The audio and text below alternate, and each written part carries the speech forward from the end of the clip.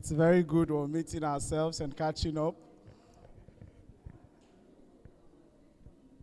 Just a few more seconds to do that while we begin.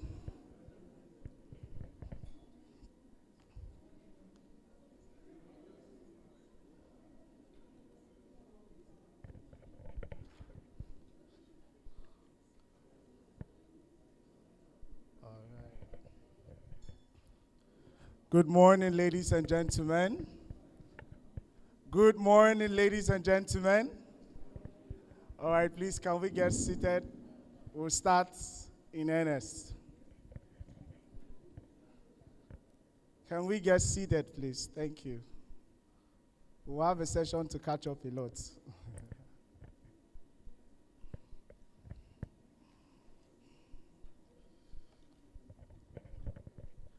All right, please, can we all rise for the national anthem, the first stanza of the national anthem?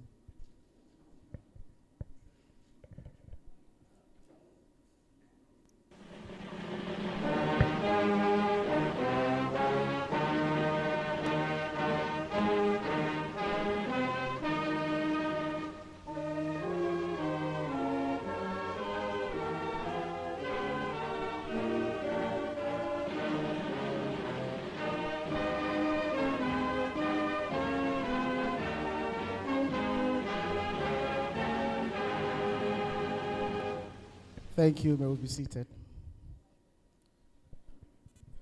So I really want to welcome each and everyone seated in this hall to this very special occasion, the launch of the State of Democracy in Nigeria Performance Report. And it's good to have each and every one of us seated. Leaders of democratic institutions in our midst, partners, civil society, and colleagues, ladies and gentlemen of the press, and everyone, I want to welcome you today. It is with great honor and deep pride that I welcome you all to this official launch of the State of Democracy in Nigeria 2025 report. The first of its kind assessment of democratic practice across Nigerian 36 states. Today is not simply the presentation of a report. It is the unveiling of a new evidence-based instrument for understanding how democracy is functioning where citizens experience governance most directly, and that is at the state level. For too long, Nigerian democratic conversation has been dominated by national level analysis. That is presidential election, federal institutions, and national political development. Why these remain important? They do not tell the full story. Democracy is also lived in the states, in how citizens participate, how inclusive government is, how state institutions perform, how legislatures exercise oversight function, and how freely citizens, civil society, and the media can engage without fear or restriction. This is why KIMPA Development Initiative developed the Democracy Performance Index. The index assesses democratic performance across the four major dimensions, namely the electoral participation, political inclusion, democratic institution effectiveness, and civil liberty and civic space. These four dimensions allow us to go beyond whether democratic structure exists and ask whether they are producing accountability, inclusion, effective institution, and civic freedom. At KDI, we are particularly proud that this report is grounded in a robust and credible methodology. It combines official institutional records with citizens and stakeholder perspective, covering all the 36 states, over 200 institutional checklists, over 7,000 citizen responses, aside from over 90 stakeholders engaged for the validation process across the 6 geopolitical zones. The data were cleaned, validated, standardized, and triangulated before scoring.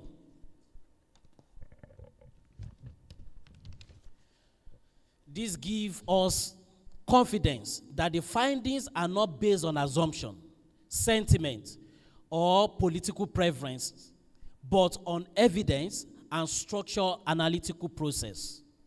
The findings we are launching today are both revealing and thought-provoking.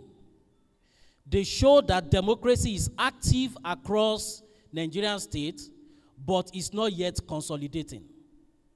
Institutions exist, elections are held, citizens participate, but these do not always translate into accountable governance, inclusive representation, or protected civic freedom.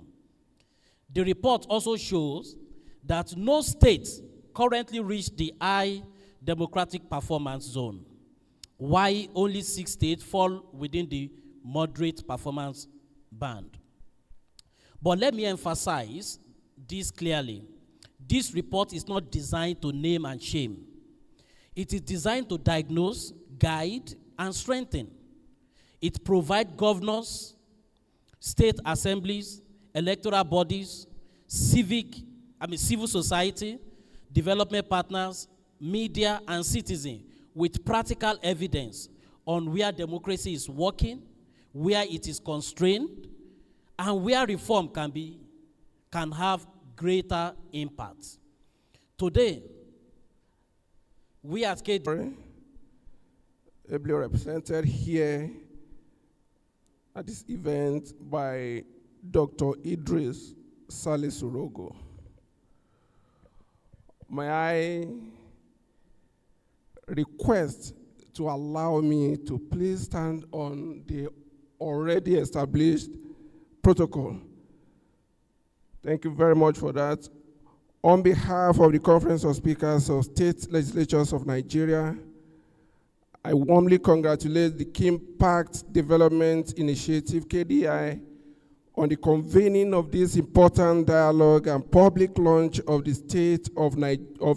State of Democracy in Nigeria, DIN report. This report comes at a very critical time for our democracy. For her goodwill message. Please round of applause for her as she comes up.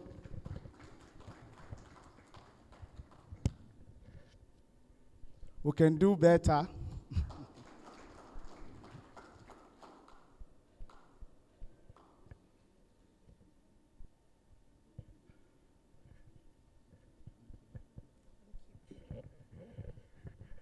Aim to be democratic.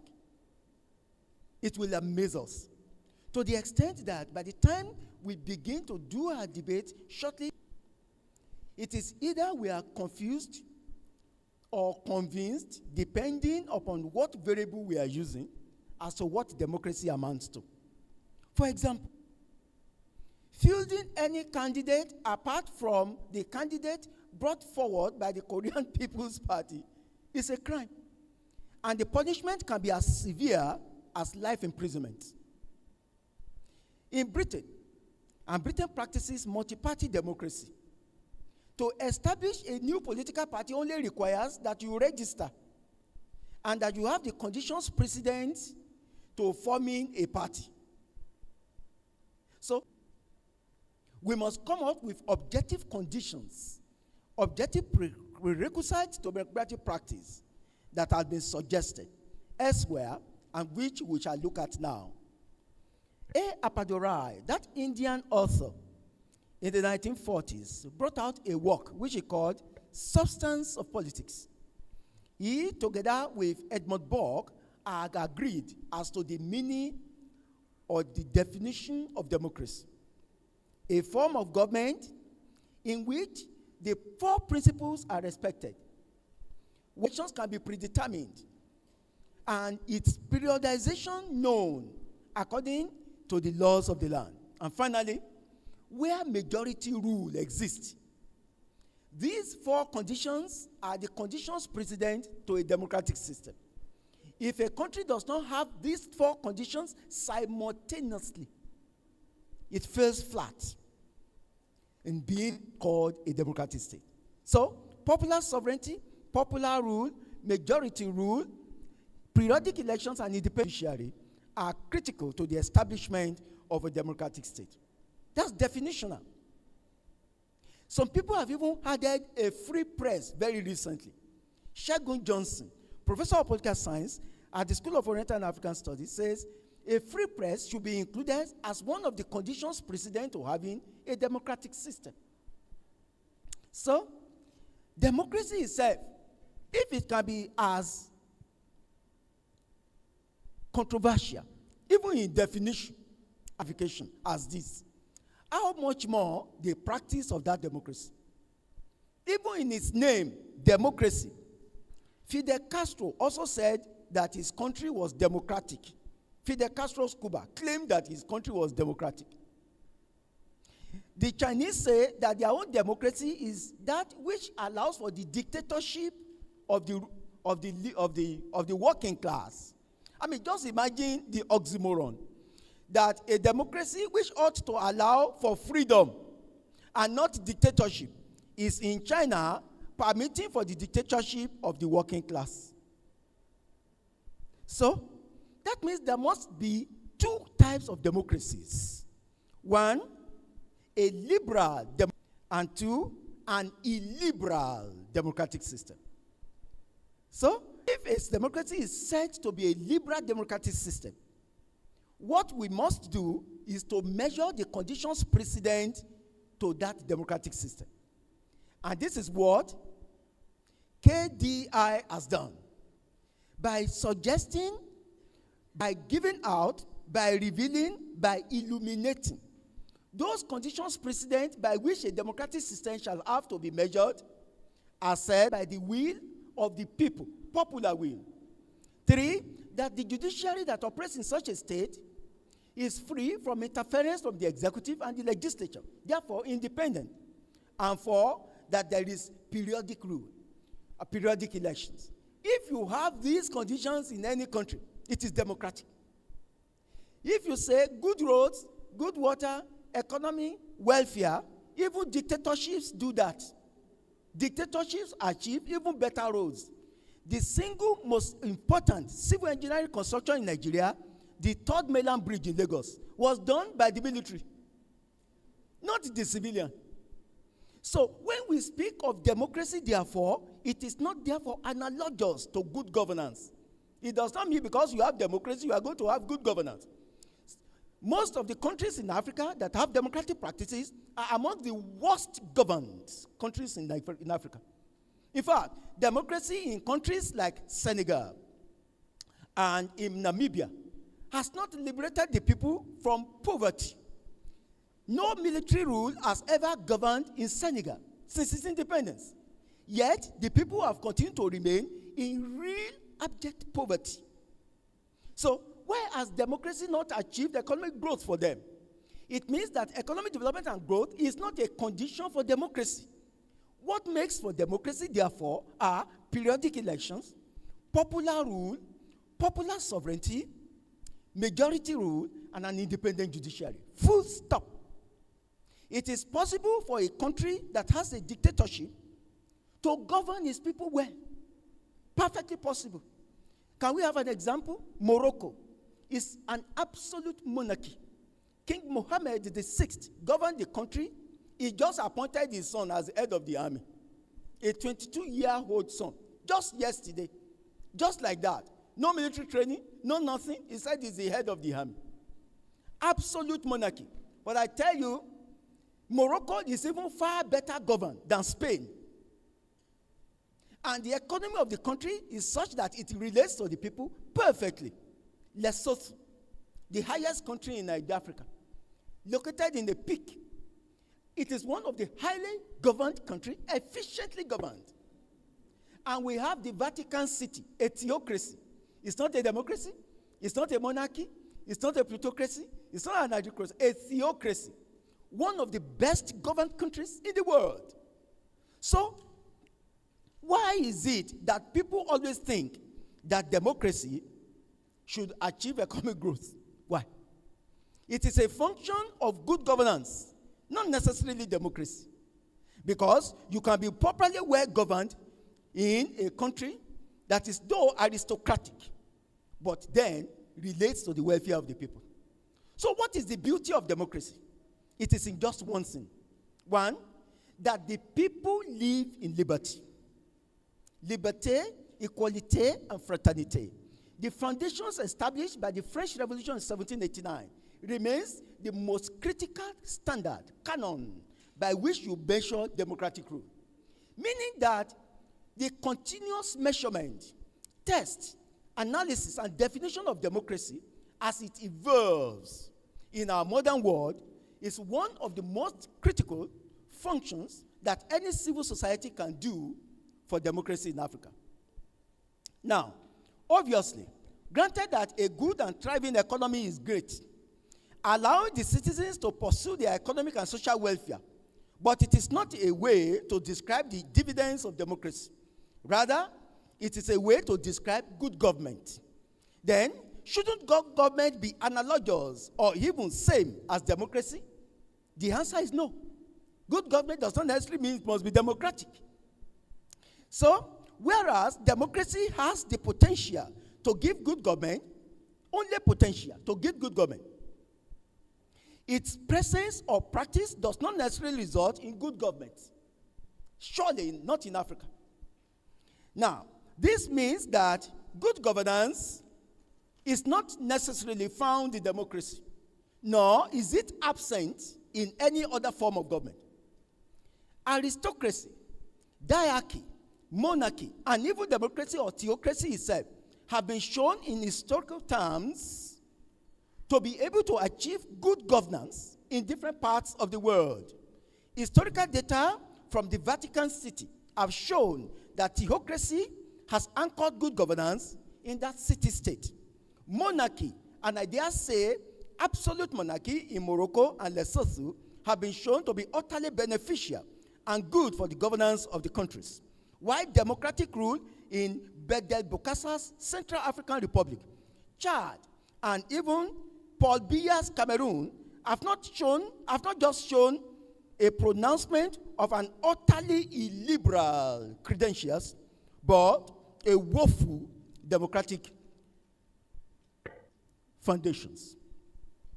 So, in fact, the French poet Alexander Pope, in his magnum opus, his great work, titled An Essay on Man, published in 1774, said, "For the best forms of government, let fools contest." When you see people arguing on which form of government is best, he said, Pope advised that let that discussion belong to the remit of fools. Whatever is best administered is best. So if a group of people decide for themselves that this is the kind of government they want and it works for them, then it is the best. It does not really matter whether a system or form of government adopted by a people is democracy or aristocracy, theocracy, or communism. What is critical to the life and limbs of a people is the efficiency and effectiveness of administering a state in the best interest of the majority of its citizens, both for their security and welfare. And you will see that the Nigerian government did not mince words when it was crafting the 1999 Constitution. The Constitution of the Federal Republic of Nigeria 1999 as altered. In section 14, subsection 2, paragraph B, it says that the security and welfare of the people shall be the primary responsibility of government. Meaning that if a government fails in these two, security and welfare, that government has failed indeed. It has actually failed indeed. What KDI has done in these analysis, measurements, and tests is to show those conditions by which we may measure whether a government is performing to the tune of that section 14 subsection 2 paragraph B or not. Hence, the credentials of most of the so-called democratic governments in Africa, at least, is such that they fall far below the standards of democracy. Now, what has KDR done in this analysis? It has done two things. One, to measure, and two, to subject the measurement to stakeholders' analysis. Through civil liberties and civic space, it has measured democracy at Nigeria's subnational level. Through democratic institutional effectiveness, it has measured democracy at the subnational level. And it has also done that through electoral participation and political inclusion. Meaning that if we say that Nigeria has democratic practice at the subnational level, at least, it must be able to relate with the civil liberties credentials. The civic space must be liberal, not illiberal. Two, democratic institutions must not just be effective, but must follow the law by which they are being set up. Then, electoral participation must not just be regular, but must be free, must be fair, must be transparent. And finally, political inclusion. Inclusion of even the least measured set of citizenry, the demographics of Nigeria, must be such that they are sufficient to guarantee the level of legitimacy that a democracy ought to have. Now, it did this by suggesting 4 measuring rods, 4 standards. One, whether these 4 conditions that were measured had existed in high performance, or in moderate performance, or in low performance, and finally in weak performance. It came to the conclusion, based upon data which is sourced from the institutions of government, from civil society organizations, from stakeholders in the legislative and the executive bodies, and of course from the field, to the conclusion to say, when it comes to high performance of democracy in Nigeria, all the states scored 0. 0. 0 as in 0. No high performance. When it comes to low performance of democracy in Nigeria, we can only find it in 28 states, meaning 77.77%. Democracy is performed to the tune of 77.7% at a low level in Nigeria. And weak performance in 2 states. In fact, it mentioned them specifically. Rivers and Jigawa, 5.56%, which you will not say is a mark that you give a state a gold medal. So if the gold medal is to be awarded in Nigeria, it will be awarded to no state. No state. Why? Only in moderate performance of states do we have 6. Only 6 states are performing democracy in Nigeria moderately. Moderately being defined as averagely, in my own characterization. And there are just 6 of them. 4 of them in the south, 2 in the north. Only moderate performance of democracy in Nigeria. But are we not in a hurry? Where do we measure? Are we assuming that Nigeria democracy is such that it is matured for measurement? Democratic practice in the USA, 237 years old. In France, 237 years old. In Britain, since 1688, the Glorious Revolution. In Nigeria, since 1999. Barely 27 years. Now, is it correct to now begin? Are we not in a hurry? Or are we making haste slowly to define and measure democratic performance in Nigeria? I would rather subscribe to the latter one, which means we are making haste slowly because the conditions precedent to the performance of democracy in Nigeria are already set by the time that we had the 1999 Constitution. Nigeria was not a medieval state, but a modern state.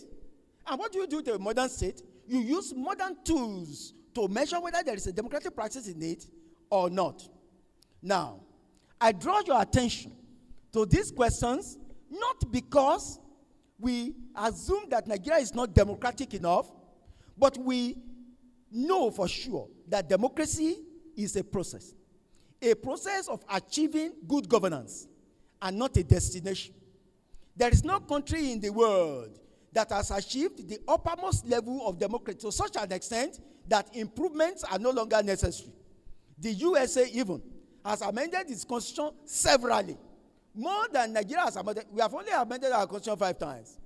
We are only in the 50th alteration, even though 84 items have been altered. But we are only in the 50th alteration. America has altered its constitution severally.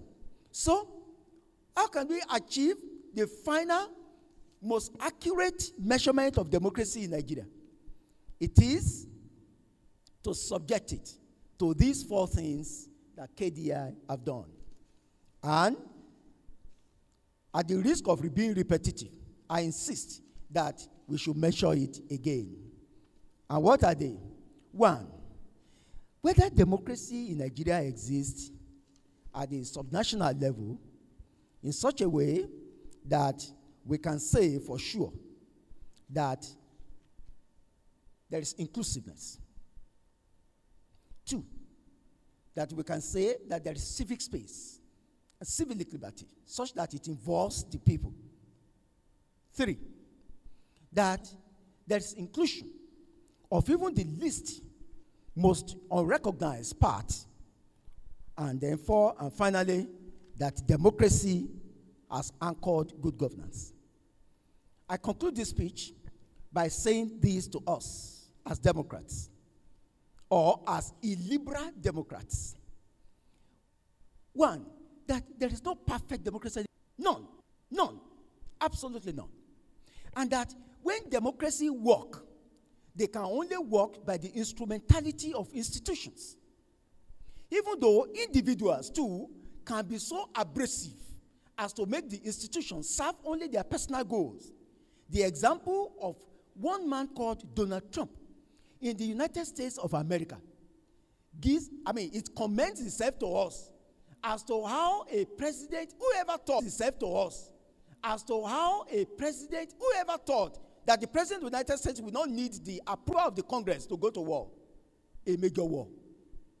So, the combativeness of your leadership and the capacity of the people to be able to permit, the inability of the people to be able to checkmate him can limit the extent to which democracy can be performed in any country. So what does it happen? How can we now prevent a situation in which we will slide to illiberal democracy, such as we have in North Korea or in China? 3 conditions. 1, eternal vigilance by CSOs. Eternal vigilance. CSOs. Eternal vigilance. CSOs, civil society organizations, they are not an appendage to governance anywhere. They are at the core of representative governance and at the core of democratic practice. There must be eternally vigilance. Salute to KDI in doing this. Salute to PLAC, Yihaga Africa, etc., etc. 2, activation of the office of the citizen. When citizens are just like a bicycle about their governance, they don't care, or they wait to be mobilized to do what is right. Any kind of democracy can be foisted upon them. And then the 3rd and the last one, an independent judiciary. If the judiciary first refuses and neglects to be independent, then democracy is already destroyed ab initio. The convergence of these 3 conditions, eternal vigilance of CSOs, and you will see that I did not mention that the legislature, national or state, should be involved. No. Legislators are people who are politicians. They play to the rule when it favors them, when in charge. They play against the rule when they are in the opposition. The noise you hear from the opposition most of the time are nothing but self-interest. Just self-interest. Who are those group of people that can protect democracy best? CSOs, eternal vigilance. 2, activation of the office of the citizen. The Kigba citizen. The citizens who take no nonsense. And 3, very important, independent judiciary. That is the intervention of the elite. The elite at the judicial level must intervene. The convergence of these 3 conditions protect democracy from being ruined. I thank you most sincerely.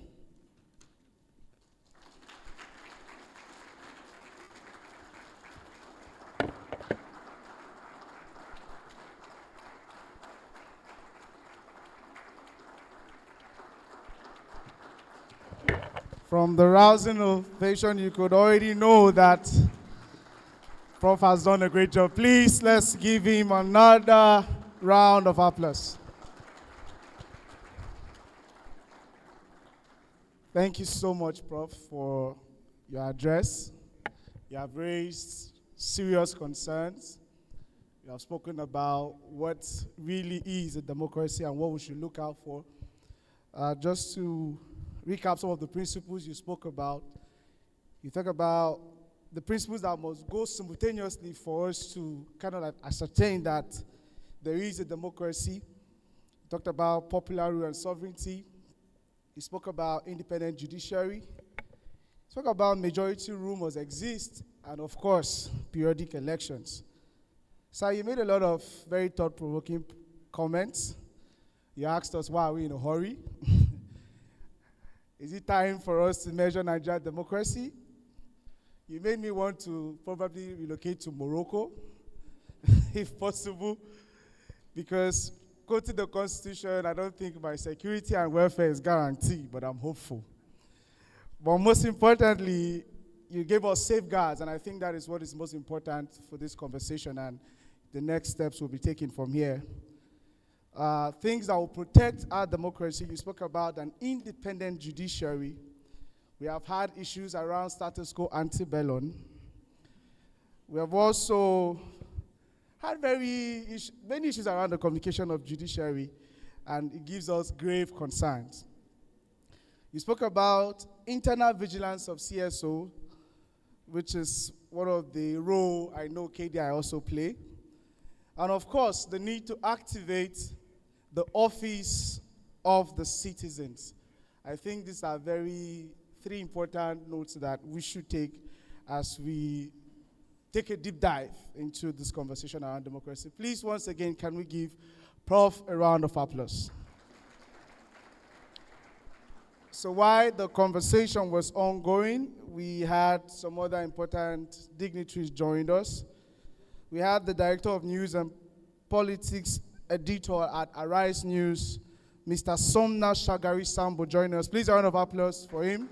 Thank you, sir. You're welcome. He's also a discussant at this engagement. We do also have in our midst Barrister Frank Tete. He's a human rights lawyer. Thank you, sir, for joining us. And to take us further, we'll be giving about 5 minutes to 7 for our executive director to please come back again and speak to these findings. What have KDI found? So, sir, please can you come forward? Let's give him a round of applause for the executive director, KDI, for this few minutes before going. Okay, you do it from there? Great. Let's start from there then.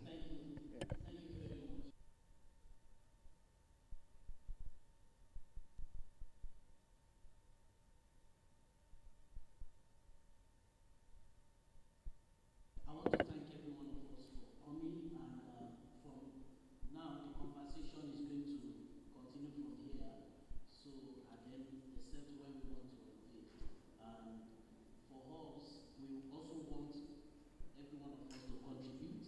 So at some point, the floor will be open, and then you'll be able to speak from your table, wherever you are. Yes, today.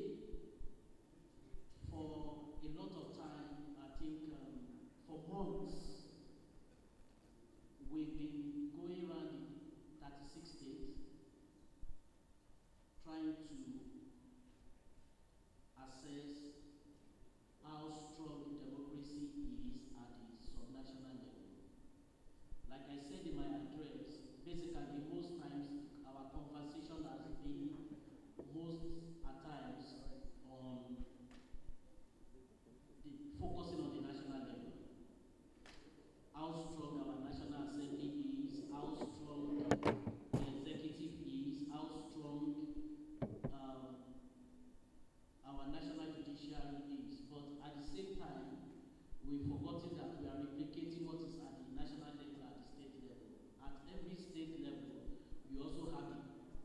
three arms of government at the state level. So how strong are they? The legislative house at the state level, the executive, and then also the judiciary. So for us, the democracy performance index that KDI came up with now assesses how democracy functions in practice at the state level. Now,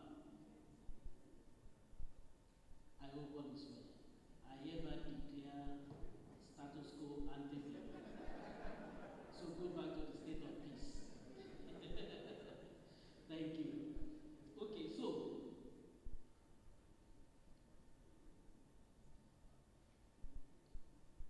the democracy performance index is developed and to assess, like I said, how democracy perform in practice. But let me quickly say that for us, let me quickly take you through the journey.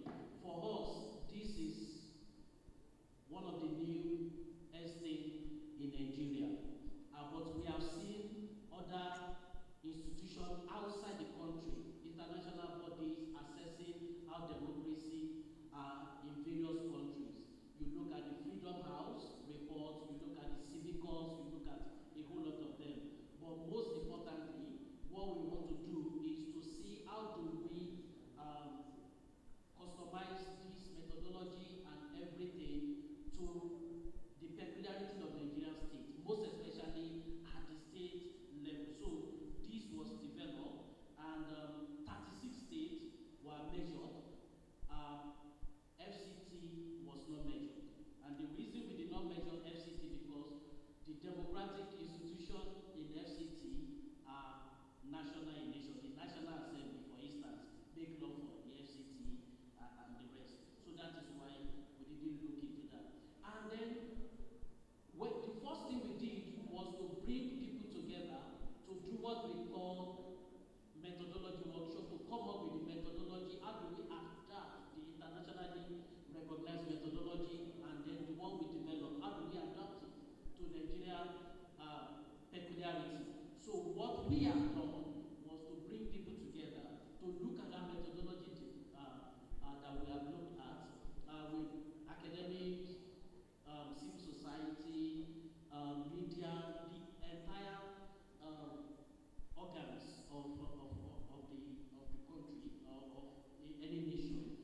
We put them together to develop and adapt the methodology. At the end of the day, we have close to like about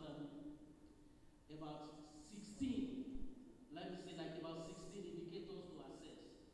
But for clarity, and because this is the first, at the end of the day, from that methodology workshop, we are able to limit them to 4. And these are what we assess. Electoral participation,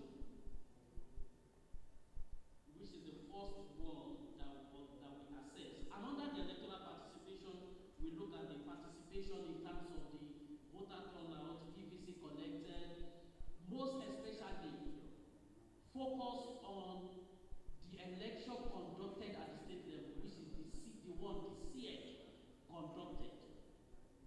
So not the one the INEC conducted. So we look at the participation.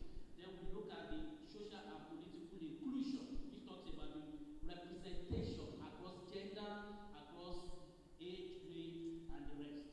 Then the second thing we look at is the political inclusion, which now talk about the power of the executive. At least that is the barest minimum. The power of the executive to for appointing position that look how inclusive is your government like. So most especially commissioners, SSA, how many of them are young people, how many of them are women, how many of them are persons with disability. Because we also want to assess that inclusion. If we agree that democracy is about inclusion, most especially people, you know the popular definition, government of the people, by the people, and for the people. It has to be inclusive, so we look at that. The third thing we measured was the democratic institutional effectiveness. Those institutions, how effective are they? So we look at the legislative activities and functionality, we look at the separation of power in practice,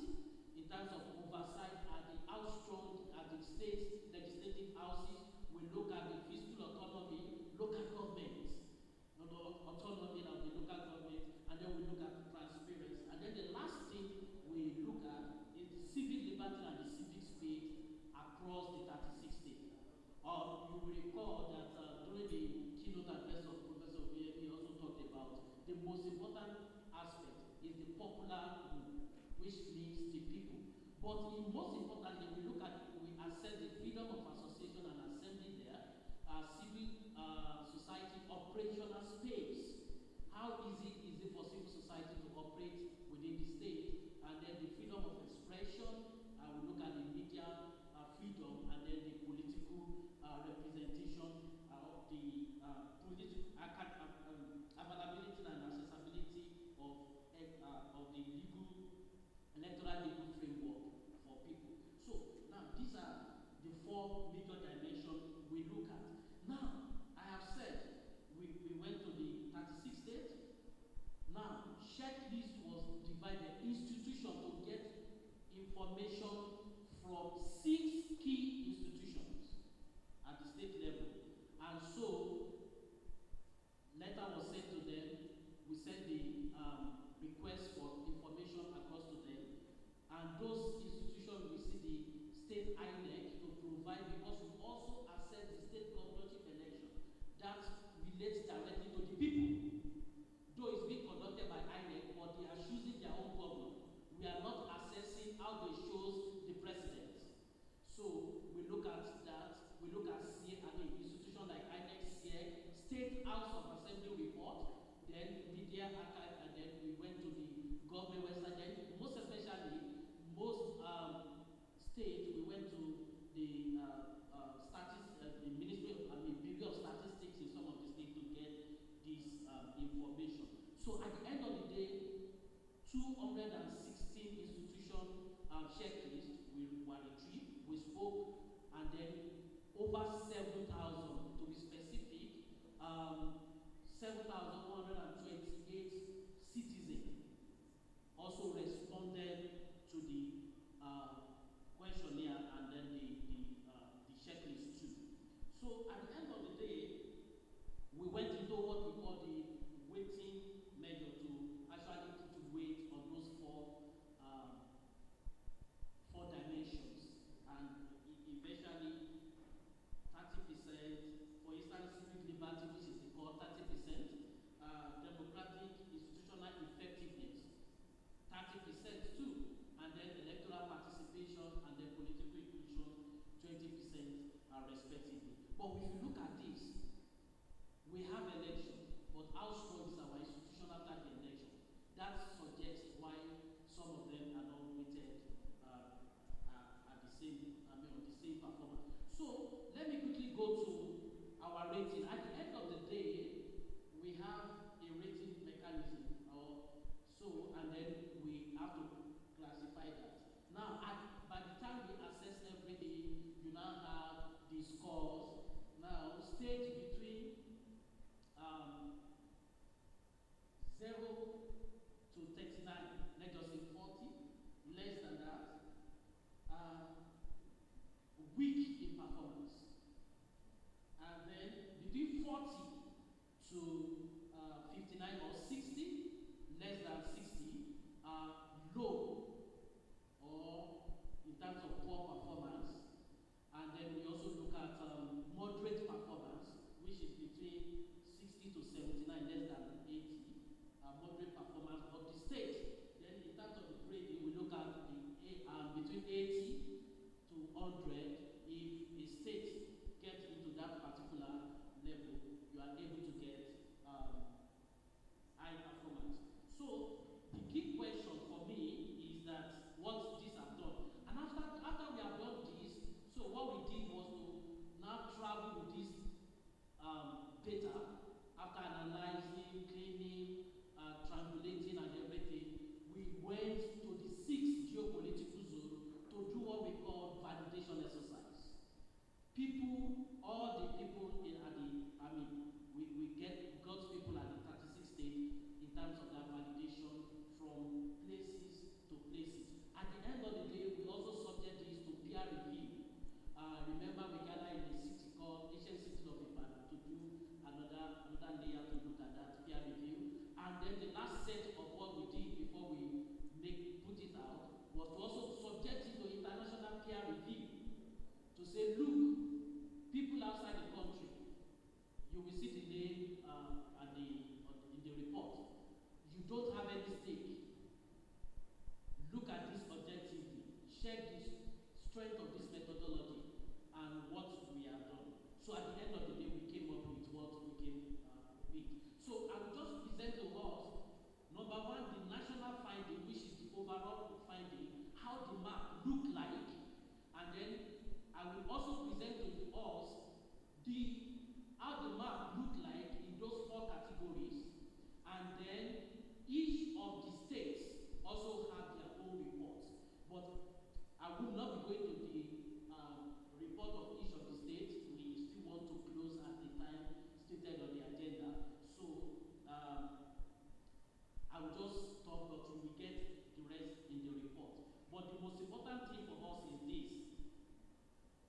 The key question is not which state is performing better.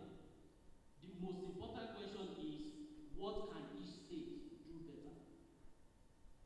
So let's look at what the outlook is for the entire state. It could be discouraging, but this is entirely what we find out across the 4 dimensions. If you recollect, black means weak, in fact, critical. Democratic practices within that state. The red means it's low in poor performance. The amber, which is yellow, shows moderate performance. The green, unfortunately, based on data and evidence, we could not classify any state in Nigeria as performing high in democratic practices across the four dimensions. Again, the dimension is electoral participation, political inclusion, democratic, institutional effectiveness, and civil liberty and civic space.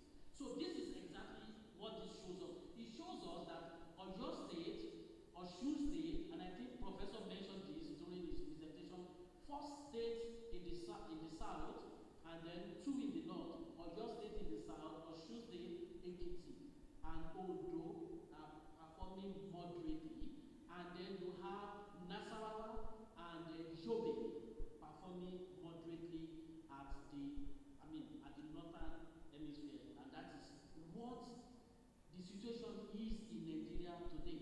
But the truth of the matter is that when we did this, eventually we saw another report by Freedom House that categorized Nigeria. They did not even assess the 36 states, but they classified Nigeria as authoritarian democracy. It shows that we have more work to do. However, to answer Prof, are we in a hurry? I think we should be in a hurry so that we should not get into North Korea's system of democracy, where at the end of the day we will only have 1 candidate in an election, and it will be a criminal offense to sponsor another candidate. I don't think we want to slide into that. But this is what the data is saying. But let me show you the ranking in terms of the score each of the states scored. And this is what each of the states scored. I think Oyo State scored 70% at the end, and then followed by Yobe, followed by Ekiti State, and followed by Nasarawa, Ondo, and Osun. So this is what the ranking looks like. Of course, you're going to get this in the report. But let's look at the last 2 performing, these 2 states that is Jigawa and Rivers State. It looks like democratic institutions and democratic practices looking like do not exist in Rivers State, and this is something we all hands need to be on deck. So let me quickly go to how the map look at it, because we also assess independently. And let me say this before we go to it.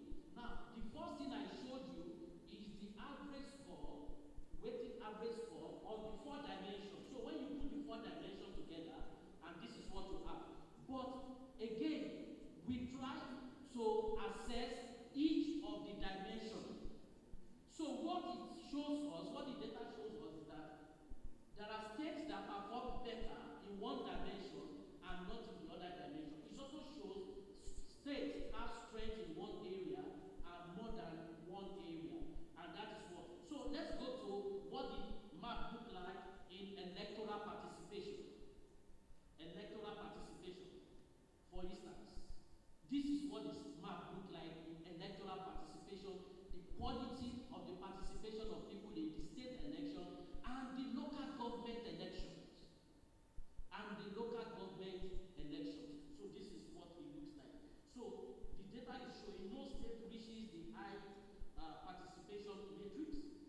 22 states, which is like about 61%, fall within the moderate participation, which is the yellow color you are seeing. There are only 13 states record low electoral participation, and one state fall between weak and what, and that is the black one you are seeing there. Don't let me be mentioning the states, but you know where that state is there. Okay, so this is what electoral map look like, and I think at some point we will interrogate this further. Now, this look like this because while we were getting this data, our numerators across the state, we got information from the states here, they wrote up, we wrote to them, they responded officially, we used their own data to assess this. What we discovered is that if, let me use INEC at the state level. I'm not using the national INEC, but let me use INEC at the state level. If INEC at the state level is performing at 70%, SIEC at the state level is performing less than 30%. And that shows the level of SIEC performance at the state level. In fact, if you read the report, you'll now begin to see some of the things we saw is that when you ask some of the SIEC, you find out that on the average 18 political parties, just to say this data, this report we are presenting today it covers 2 years, 2024 to 2025. So our intention is to assess every 2 years, but this is for 2024 to 2025. But when you look at between 2024 to 2025, when you look at the election conducted by SIEC, and according to the data they presented and they gave us, in some states only one party participated in that election. The rest boycott. In fact, we have some states that this report we got from the SIEC is, in fact, in some states there is no data. They don't even have the vote share of the winner. They don't even have it at the SIEC level. They just tell you this party won. By what vote? They don't have it. What is the turnout? They don't have it. And that is the reality of what we have at the SIEC level. And I think we need to begin to look at this. While we look at INEC at the national, we need to begin to look at what we have here. So let's go to, if you want to see the score, and that electoral participation, the score is also there. I think you can quickly show us the score, if you have it. But okay, so this is what the scores look like. Is still Oyo leading them. Then you have Enugu did well at the electoral participation, followed by Kaduna State. Then Plateau. Interestingly, these 4 states, in terms of their SIEC, the effectiveness of their SIEC, also very commendable. Then let's quickly go, and I know I need to round up now. Go to political inclusion. Political inclusion, this is the situation we find ourselves in political inclusion. And political inclusion is the weakest dimension in this index across all states, which talks about representation of women, youth, and persons with disability. Representation of women, youth, persons with disability in not only at the state House of Assembly, but even in appointing position by the government. So if you go deeper, I think maybe when we get to that place, I'll just show you. You see the data of women at the state House of Assembly, women in commissionership position, or appointing SSA, local government, and all those stuff.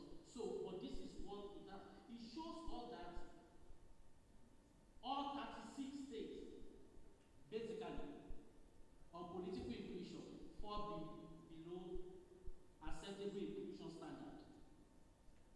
It also shows that 14 states which fall within weak, which is the black one we see,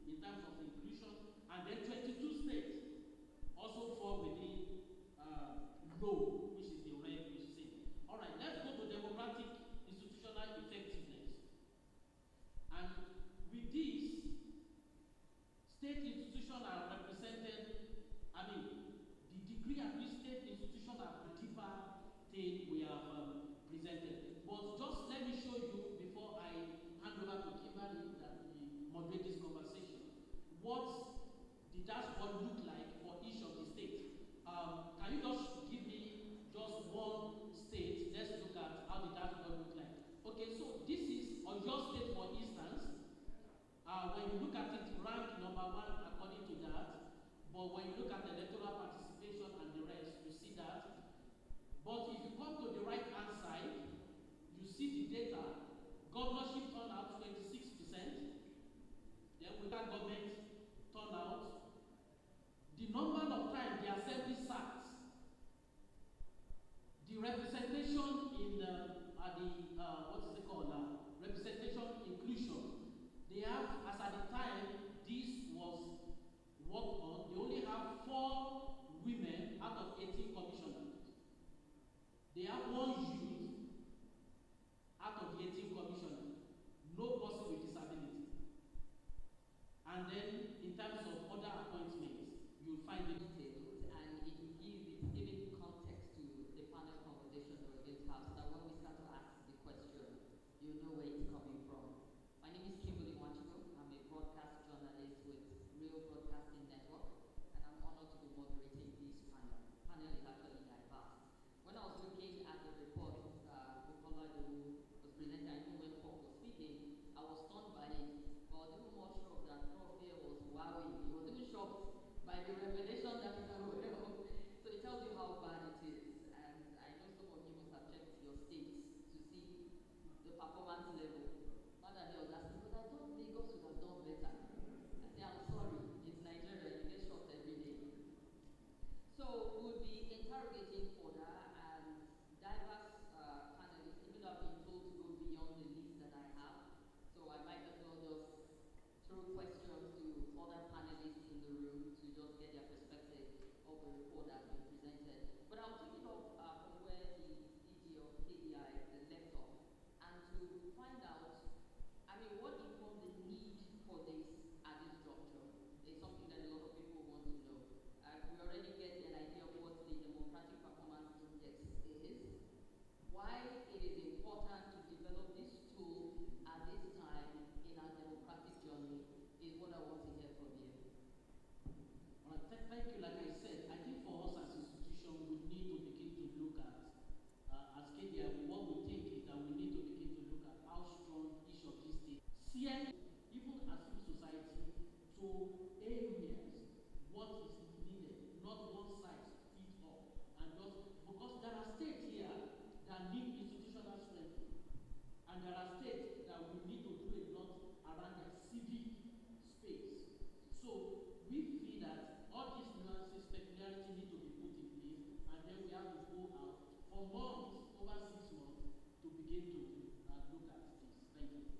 Thank you very much. Well, given how policy is doing, they give credence to the group that are calling for INEC, even though they are perceived as also performing below, average.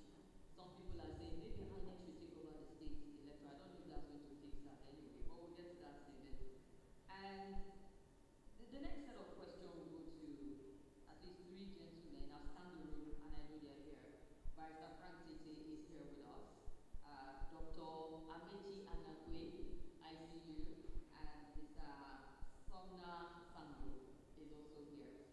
So let's look at the relevance of this tool that's been presented, really. How relevant is the tool like the Democracy Performance Index to our democratic institution, and where do you see its strongest value? I'm going to start with you, Barrister Tete. Thank you, Kimberly. Well, I will recognize externally both like Kimberly. I was very ill, but I know what it is to disappoint, so I had to make my way here against all odds. A very important question you have mentioned, you have asked. First, I don't know how much time I have to make this point. 2 minutes or less. Well, you know, democracy is in a decline on the African continent. It's not a very popular form of government, but for us here in Nigeria, it's a legal thing. Our constitution mandates us to practice democracy. I'm sure we must imbibe that. Particularly Section 14 of the Constitution says our country must be governed according to the principles, those are the words of the Constitution, according to the principles of democracy. So what this study has done is to dispel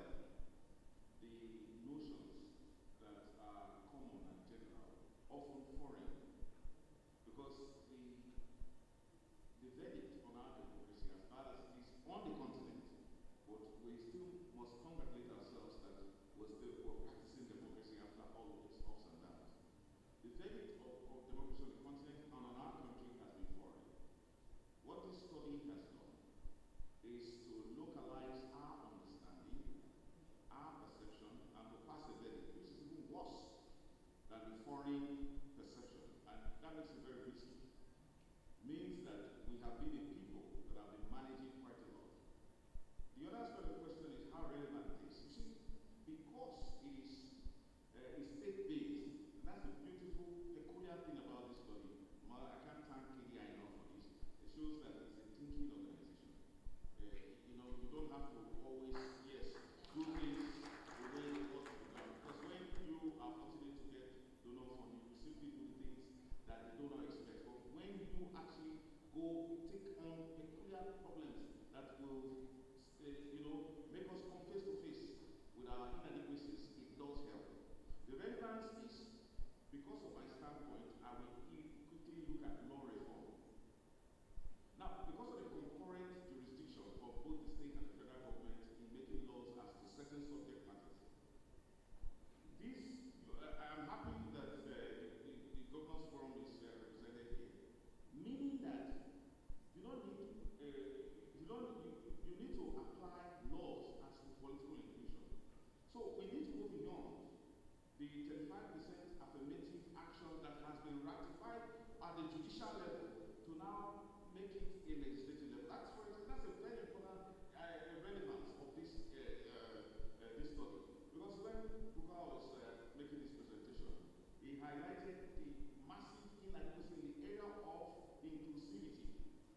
Whereas we've had international recommendations and a judicial pronouncement in this country as to the 35% affirmation, it is urgent now for states in our country to state houses of assembly to make laws insisting and including processes of ensuring that women and people with disabilities are represented in governance. Even though I see a greater area of need in the area of our institutional strength. I mean, it is the democratic institutions, the strength of our democratic institutions at the state level, which for me, I think to a large extent are non-existent. However, because we must rely on verifiable and empirical data that KDI has brought up, we can see a situation where legislative reforms can actually prove the relevance of this reform. Thank you. Thank you very much. We're talking about legislative reforms. I know some people are making moves for women to have seats legislated on. I don't know how far we've come with that. Mr. Sundar Sabo, responding to the same question.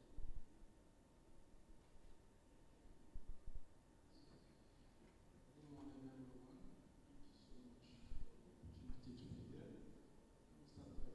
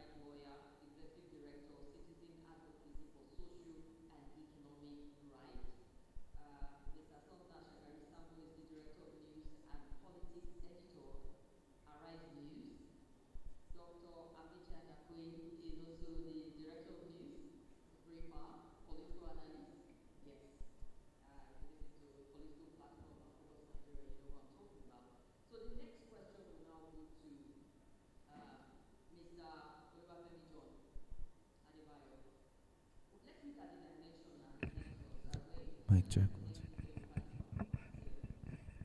what are the dimensions you mentioned? Let's just elaborate on that. And why these dimensions were selected for the independent purposes, why you choose this one, and how they interact to define our democratic performance. Thank you so much, Kim. I think it's well giving them this mic.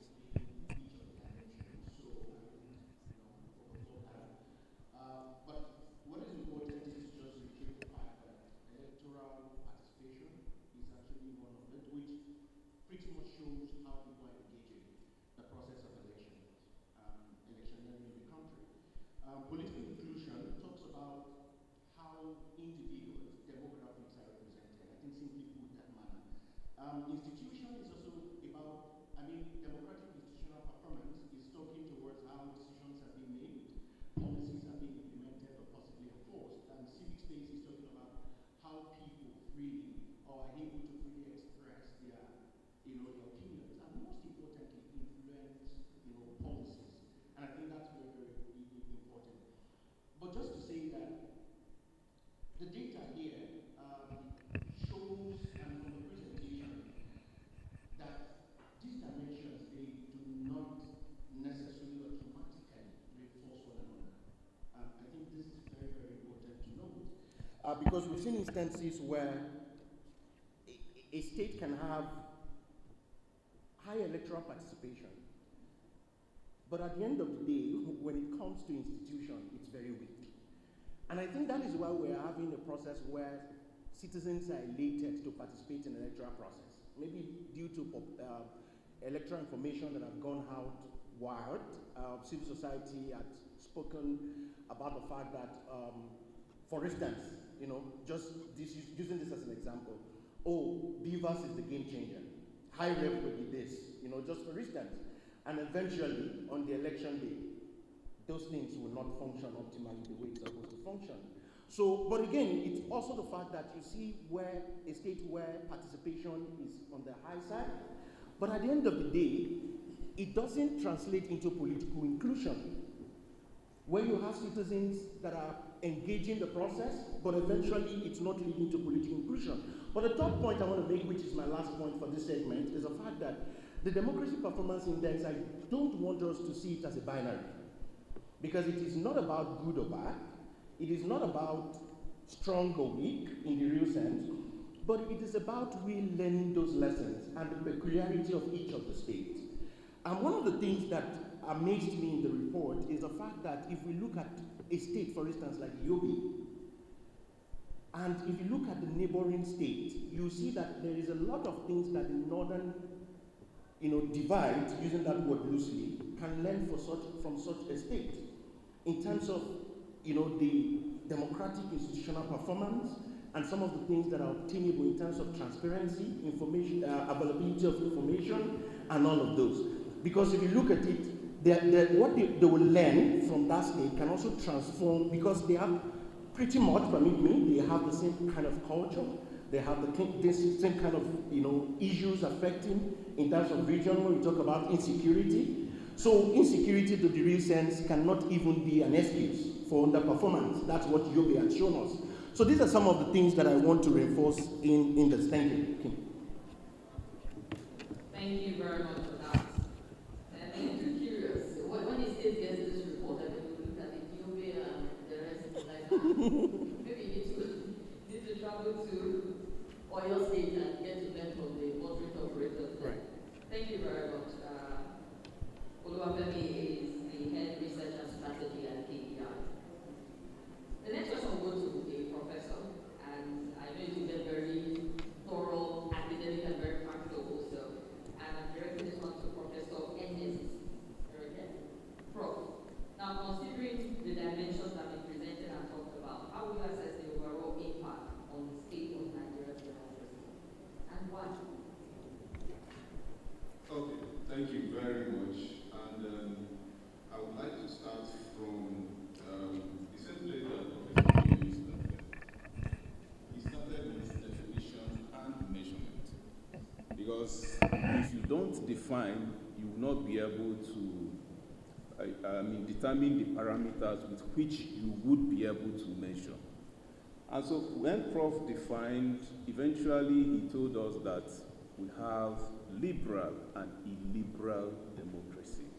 And it is something that is creeping into the studies of democracy, which I feel is dangerous, because it is actually giving impetus to the erosion and perversion of democracy when we begin to talk about illiberal democracy. In Nigeria, we say, if it is not Panadol, it can never be like Panadol.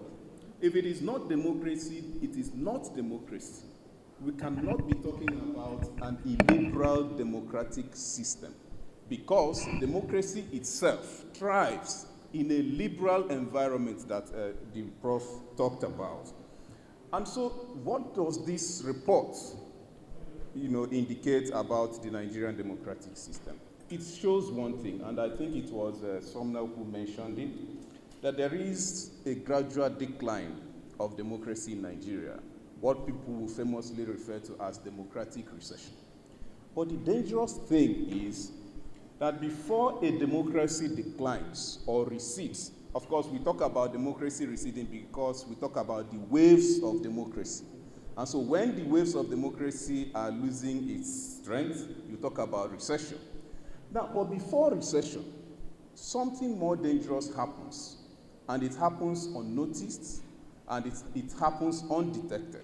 We call it democratic erosion, or democratic decay that he also talked about. An object doesn't decay in one day. It gradually decays, it gradually erodes. And so what this is showing is that there is a gradual but undetected, something we are not even talking about, erosion of democratic practice in Nigeria. What is democratic erosion? It is the gradual relapse into authoritarian system, the system you had left earlier. So you are gradually relapsing into that system where undemocratic forces and tendencies, gradually creep into the system undetected and unnoticed. And so the question would be, what are those undemocratic forces, undemocratic tendencies? Amechi Anakwe, mentioned some of them, where you would have the institution of the state, of course, is personalized. The state becomes the individual running the state. The legislature also is pocketed.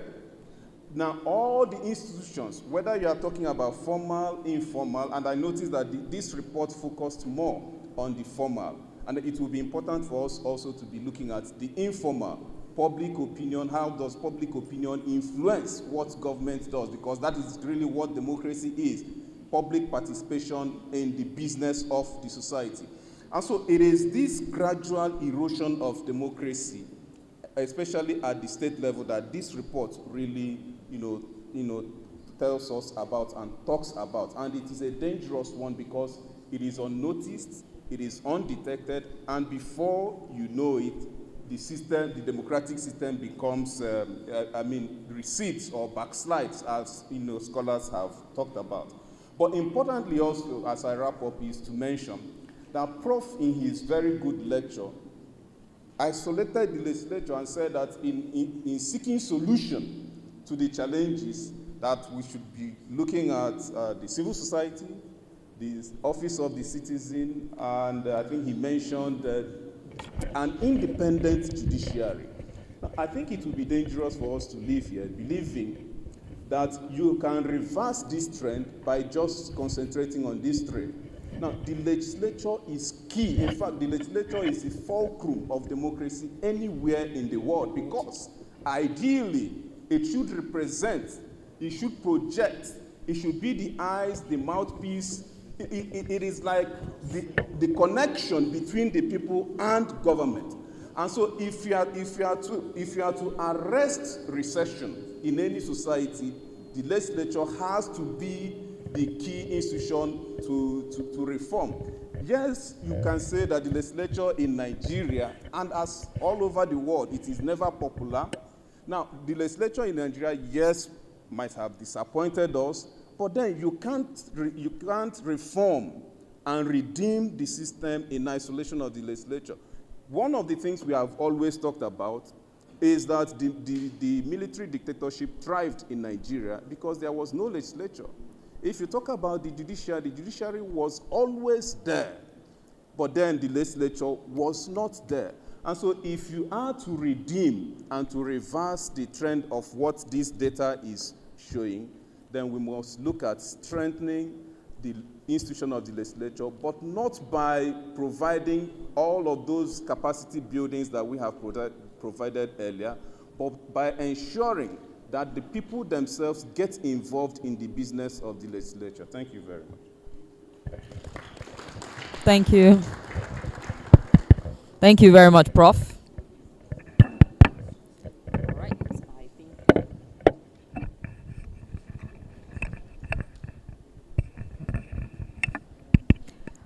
Thank you very much.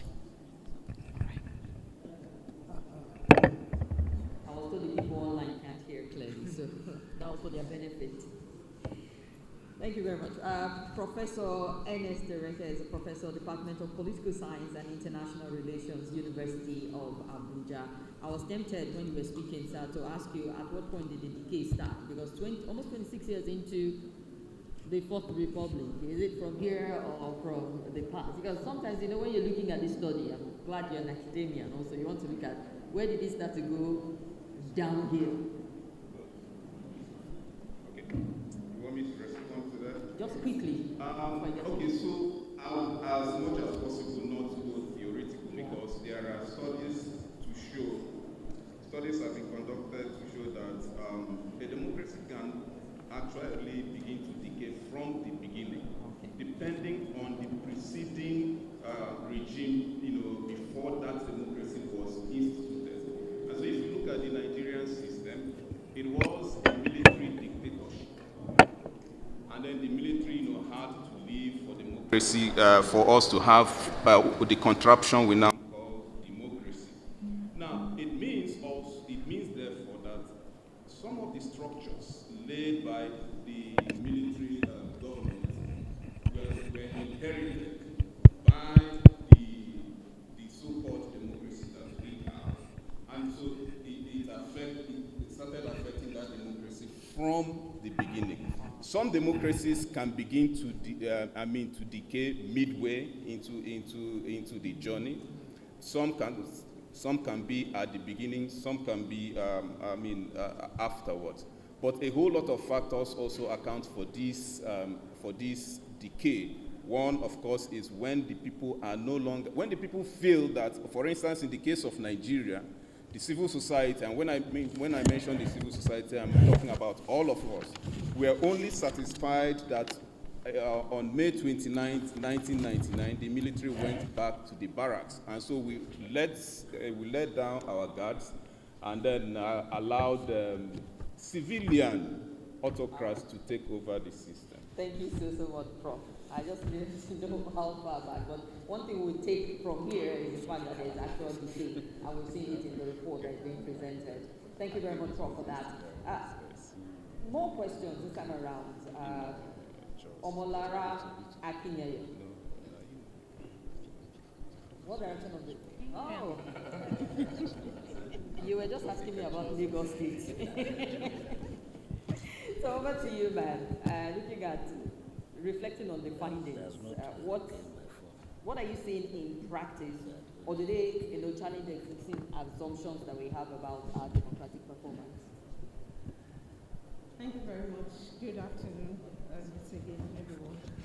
And I will take it from what all the panelists have said, and I will wrap it up this way. Professor Dereke mentioned something, and I actually wrote it down when Professor Guyemi was making his brilliant presentation earlier. And he said, that democracy works by the instrumentality of institutions. And that is it. And I wrote it down, I said, because he mentioned independent judiciary in his proposition as to how we begin to engage. And I said, what about independent legislature? Because, you know, we cannot sit down and say, oh, National Assembly sometimes they are rubber stamp, they are this, they are that, they are not inclusive, they are not all of this. But if democracy works by the instrumentality of institutions, then what makes that democracy is the sitting of all three of them, the executive, the legislature, and the judiciary. So while the executive has its independence for all times and purposes, maybe this other two, their independence is challenged in various ways, maybe by one of the arms of government. And Mr. Sumner talked about oversight the other side, and that's the bane of everything. Oversight by citizens, oversight by the legislature as well. Because when you make laws and you appropriate monies to be spent, you have to have an oversight on those before. And the beauty of it is that budget is a yearly occurrence. So if this year you have an oversight on the budget this year and you're able to find gaps and spaces where you think there should be amendment, that same budget should not come the following year and you are still looking at it with the same eye you looked at it the previous year. It has to have a different meaning to you before you can then say, I can now appropriate another another sum of money for you to go and spend. And that's looking at it from the point of oversight. I'm looking at the report from the instrumentality of institutions making up our democracy. If our institutions are weak, I mean, Prof made mention of America. The reason Trump is checkmated is because the democracy of America, to a large extent, is still very strong. There are still people who can checkmate him. Mr. President, you can't do this. And whether by force or by any form of rule, he still has to, in a form of, comply with those decisions that have been made. But when in a place you have your democracy is as loose as it's just one person that dictates for even the other arms of government, what policy will the judiciary make really? Whether at the Supreme Court, where is the court of policy? You know, what policies can they really make? You know, and I talked about, I'm dwelling on oversight because I see that that is where our problem is. And Prof, you talked about eternal vigilance by CSOs. I can say that, Prof, that CSOs are vigilant. Yep. We, to a large extent, were vigilant.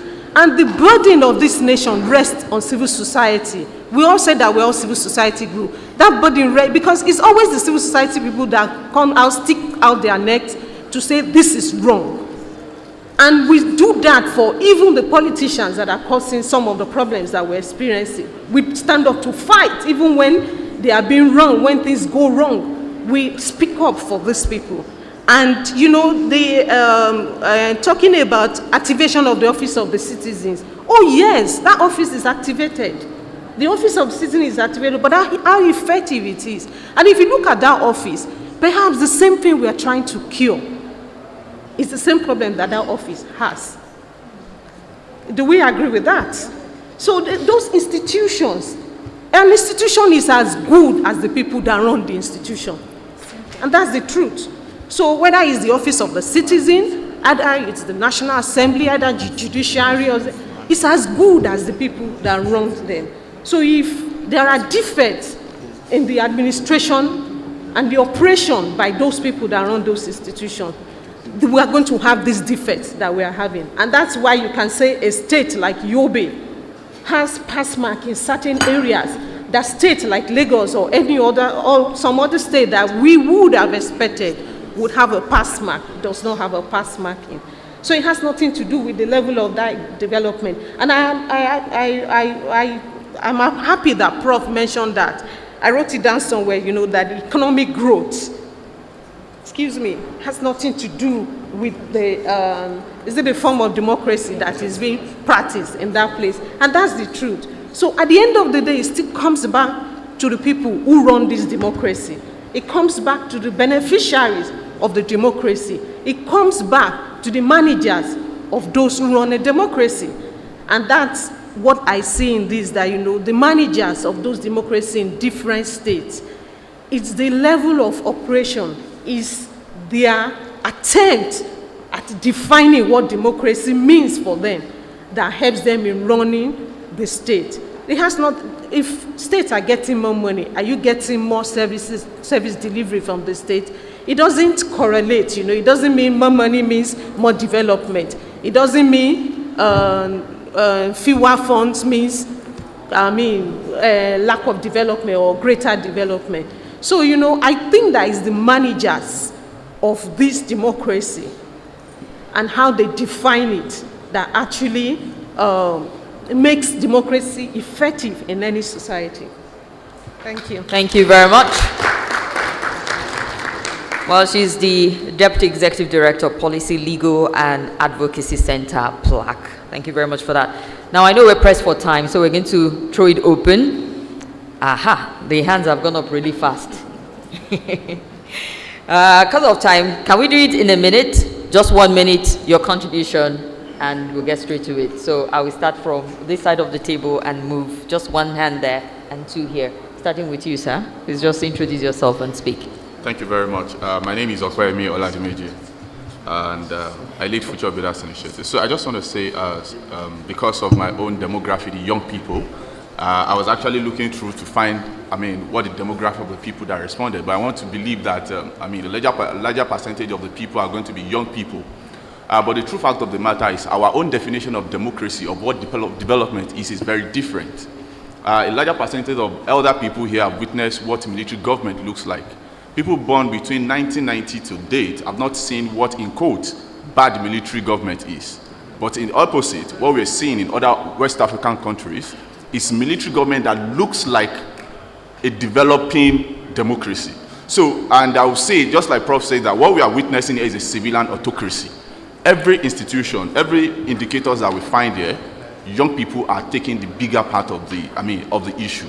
Political exclusion, civil liberty being trampled upon, and even when it comes to political participation. I saw a video of a young man in Kwara State who wanted to contest for House of Assembly, and he has participated in everything about that political party, but it was said that he cannot even purchase the nomination form, even when he has the money. So myself, who also believe that I want to contest one day, I've already seen that it begins to be, question our own thoughts if we are even wanted. But the danger is that in 2050, that most of all of us, myself for example, I'll be close to 60 by then, the young people that are coming now, what are they going to inherit? Are we ready to give them what we have now and then to run with as democracy? Well, you're not too young to run, so you might as well champion that cause. Over to you, sir. Thank you very much. Taking it from, I was already thinking of what he was saying, but I want to add to it. My name is Professor Julius Anjorin.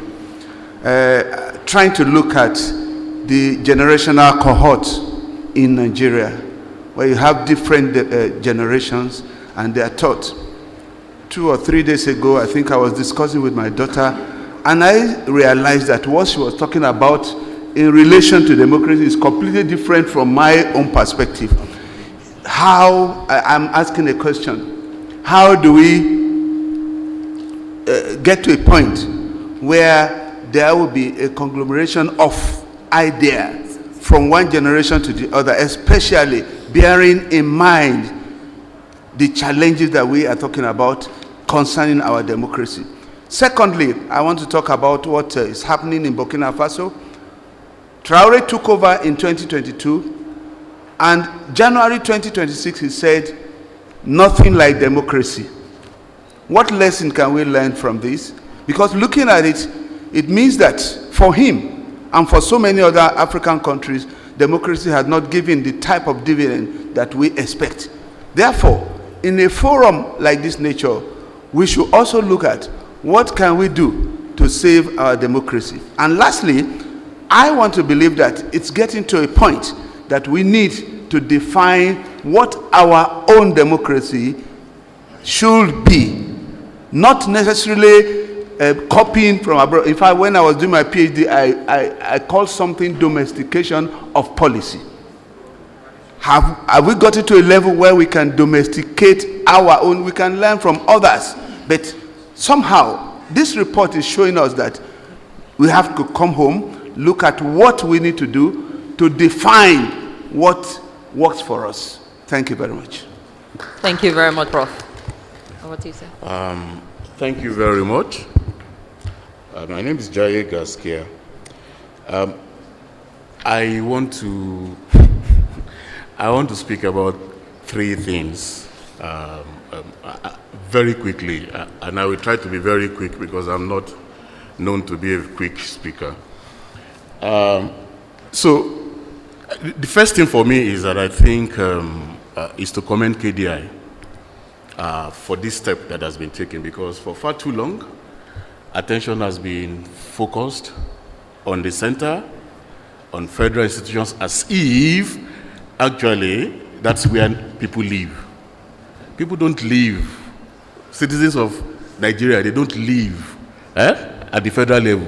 They live in states, in local government. So the fact that we are now beginning to shift attention back to holding state institutions, governance, and the political class accountable at that level is very important for me and instructive. So I think, so having said that, this report therefore gives us quite a lot of food for thought.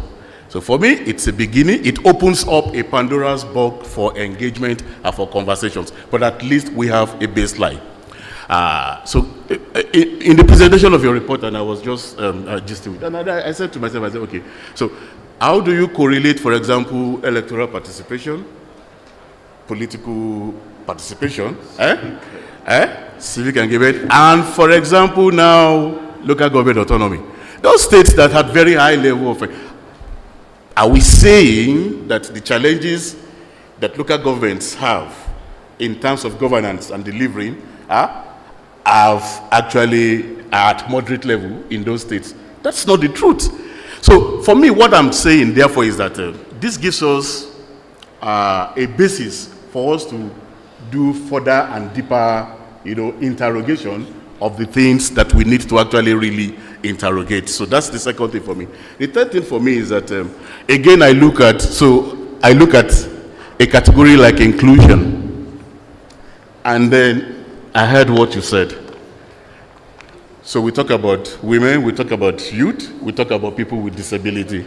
And when you showed that map, it was really quite very instructive and revealing. But you see, you know what I jotted down? I said that is a map of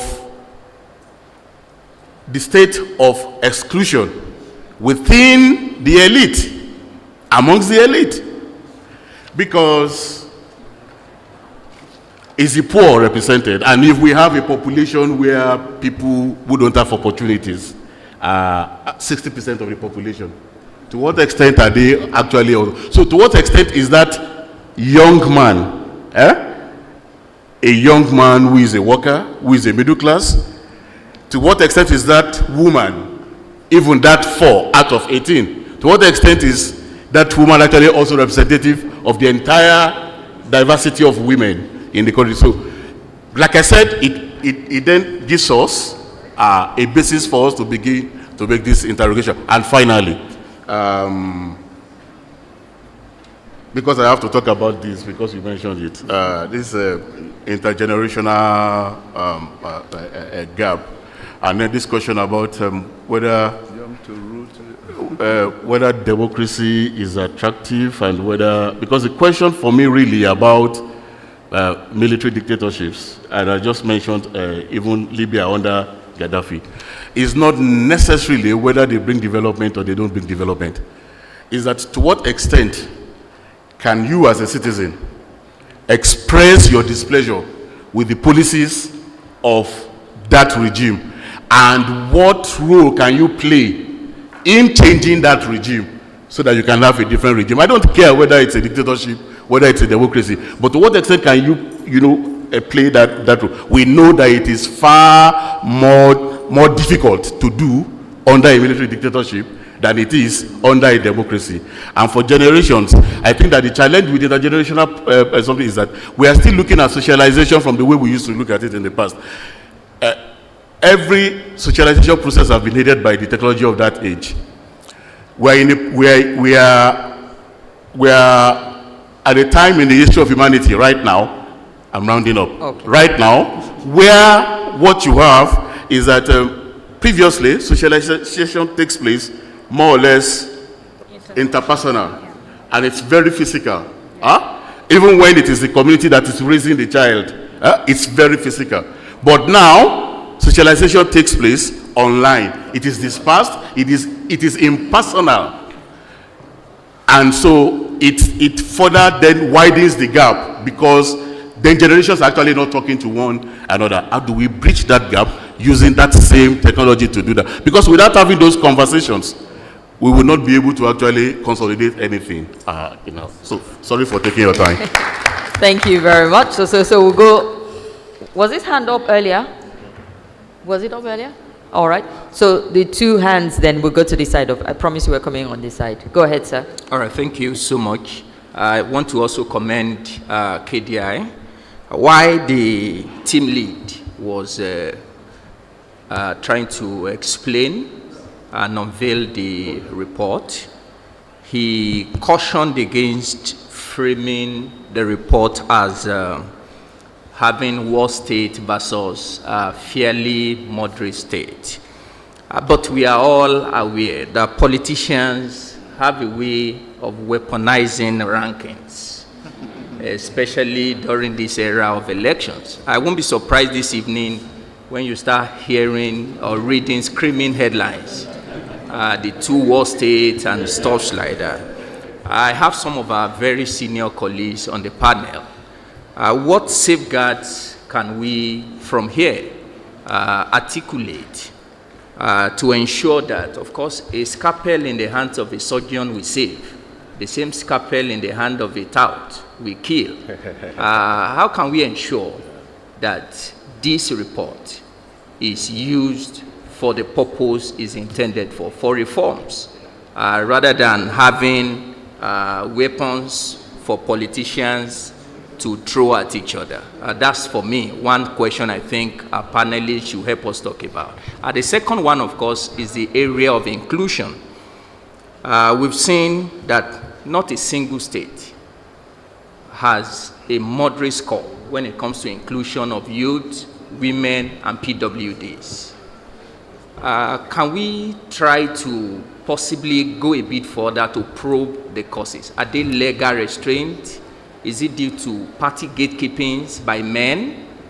Or sometimes maybe culture and religion?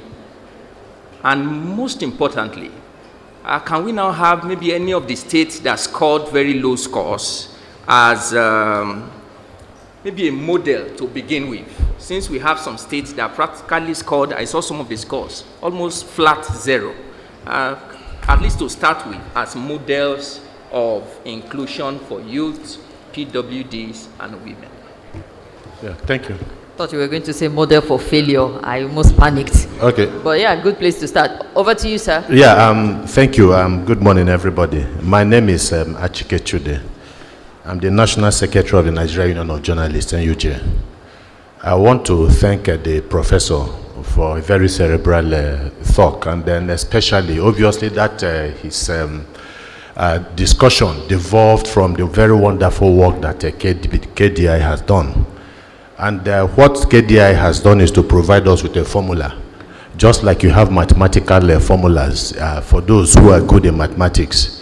You cannot solve certain equations without applying this formula. So they have also told us, for instance, when the argument is being made about the advancement of our democracy, whether it is working or not, you can use that, data-driven, to also tell people why democracy is failing in Nigeria. And that's a very wonderful job that they have done.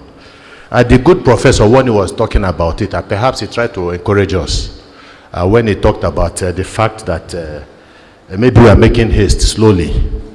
I do not think, and I think Bukola, the ED of KDI, talked about that. We do not have time. There was no time in Somalia's Siad Barre. There was no time in Liberia's Sergeant Samuel Kanyendo. There was no time with Sierra Leone's Valentin Strasser and Zaire's Congo's Mobutu Sese Seko. There's a cycle that we're all seeing that is repeating itself time and time again. In fact, theorists have said that the most critical period, the most vulnerable period in the life of any nation is the period of transition from, what was before to democratization. That is the most critical and the most vulnerable period in the history of countries. And no wonder, I think, when Amechi was talking, he talked about what was going on in, Africa, West African countries and the rest. The crisis of governance that we are seeing from one country to the other, and then the coups that are also taking place. These are simply because of that process that we are talking about. And again, this conversation is also critical. It's happening at a time when the country is convulsing, when we are facing critical security situation that is a threat to the Nigerian state. And then you have a set of political elites that do not have a sense of the urgency and the vision that is needed to put the country away from the brink. So it's worrying, it's worrisome, it's troubling that in spite of the dangers, obvious dangers that are facing all of us, in the face, you have politicians and the elites that are going about just like, as they say, that bird that puts his head in the sand thinking that nobody is looking at his rump. So it's a good job that you have done, but it should be something that we should use as a basis to also understand the unfolding dynamics in the Nigerian state today. And it is unfortunate that the biggest people who should be the biggest beneficiaries of democracy are the biggest problems of democracy, and that is the political elite in the country. So we will keep on doing what we have to do. I commend you for this job, but let us know that we cannot wait for as long as the Americans waited or the British waited before they built their democracy to a particular level. We need to do something about our democracy. Thank you. Thank you very much, sir. So we now move to the right side of the table.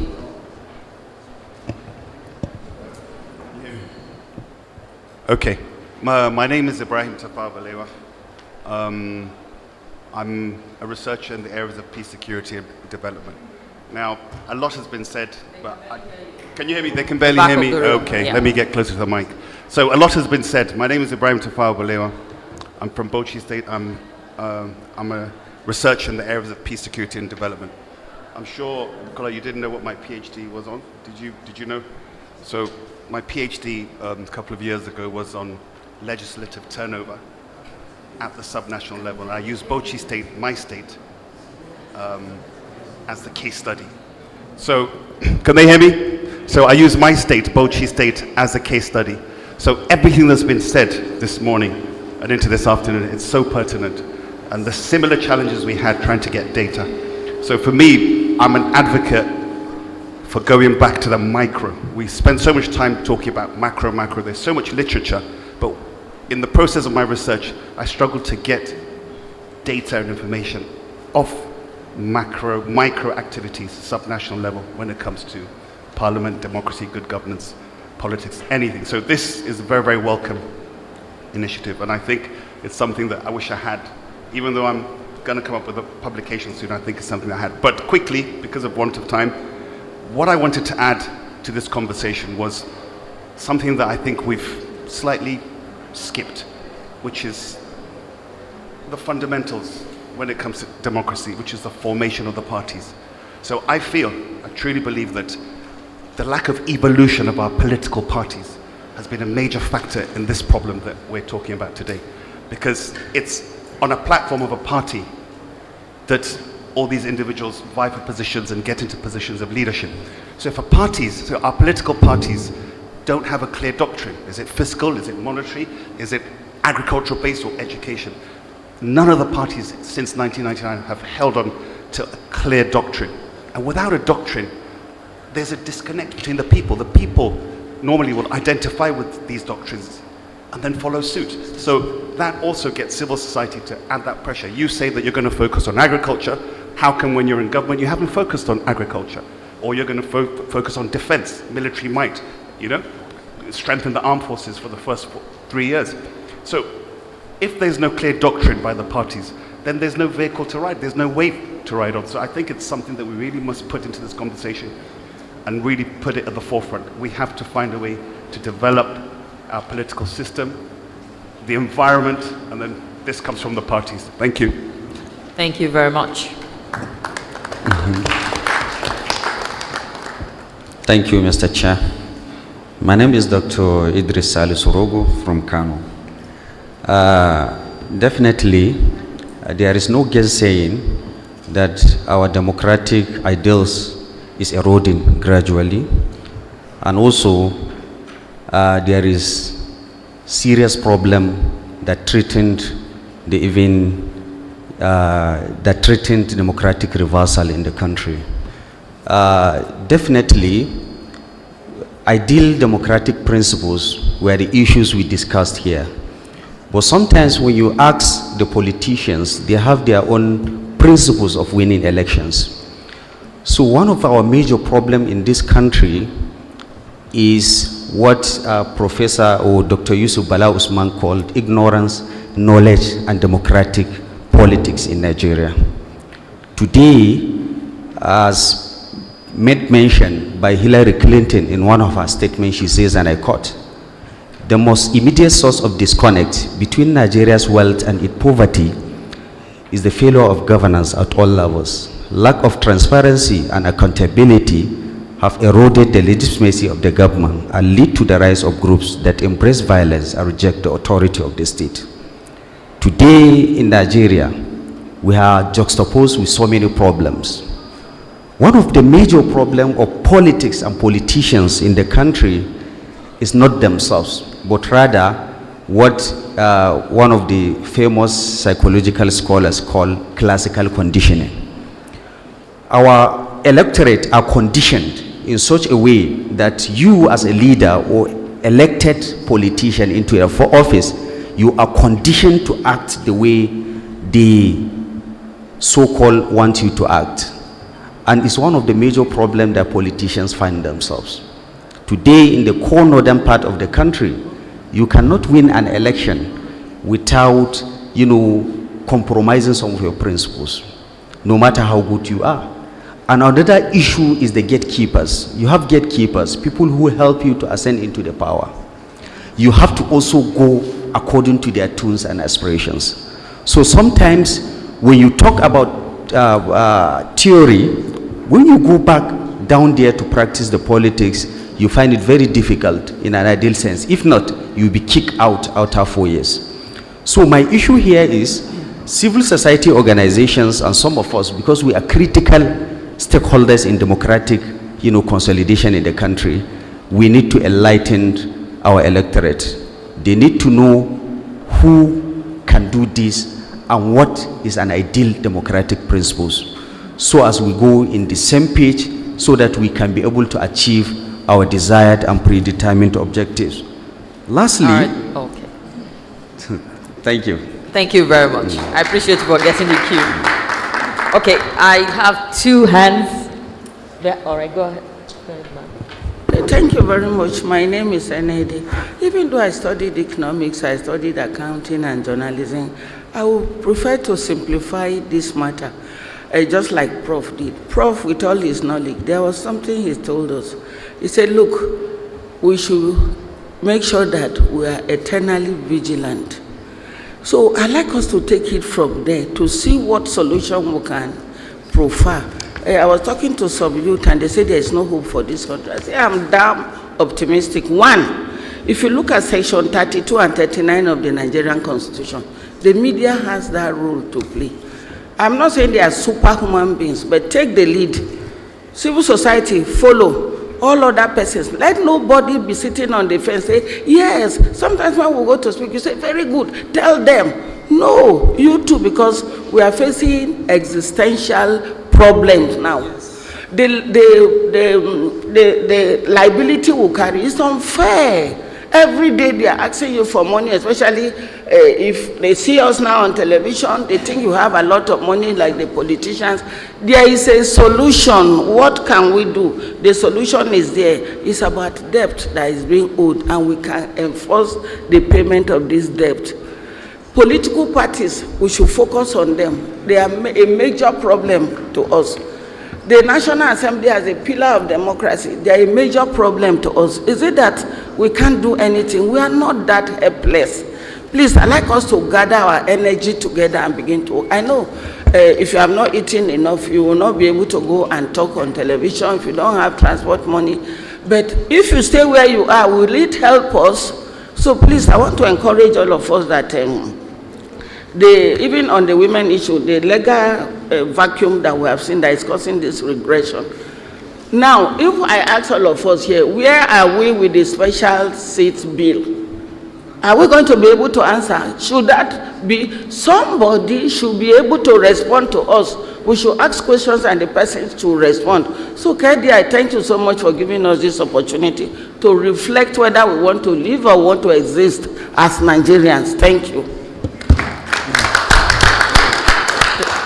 Thank you very much. I've been reliably informed that the bill is at the committee level right now, waiting for a vote. It's going through the whole process. The process. All right, sir. Go ahead.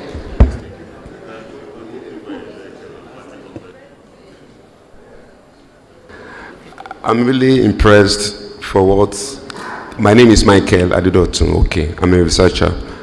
I really commend the work of KDI for what they have been doing for the past 15 years. I've been following them. It was indeed great, and I want you to continue with the good work. The question which I want to find out, which we also need to speak about, the limitation of the studies. First, it told us that FCT is not being captured, and which I look somehow. What other limitation of the studies? Then I still believe that there is still hope in Nigeria. Let us continue to be hopeful for the situation we find ourselves, and let us continue to engage with this present administration, because they have a lot of renewed hope agenda. How can we now tailor this to fit into their renewed hope agenda for the country?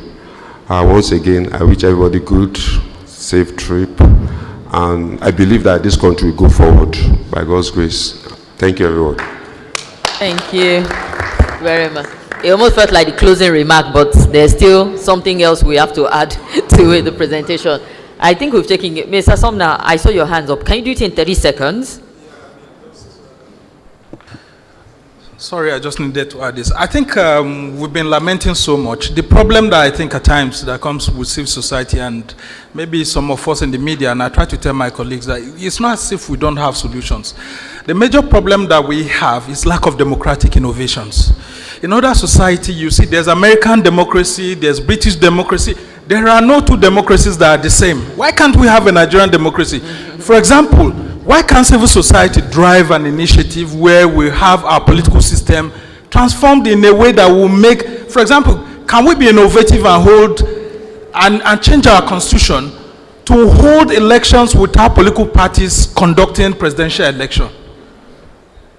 Let's be innovative. For example, we could drive a conversation that says, if we say the political parties are our problem, then let's derive a system that works for Nigeria where presidential election or whatever election that will be held at that level would be such that you don't need political parties and gatekeepers. Because that's why Peter Obi is running from here to there and all of that. Because of these huge gatekeepers, they have army of followers and all of that, and they control political party primaries and all of that. So we can say, okay, for parliamentary election, yes, National Assembly, you can go do political parties and all of that. If you see the American democracy, you see that that's what Trump is trying to run away from, the hegemony of the political parties.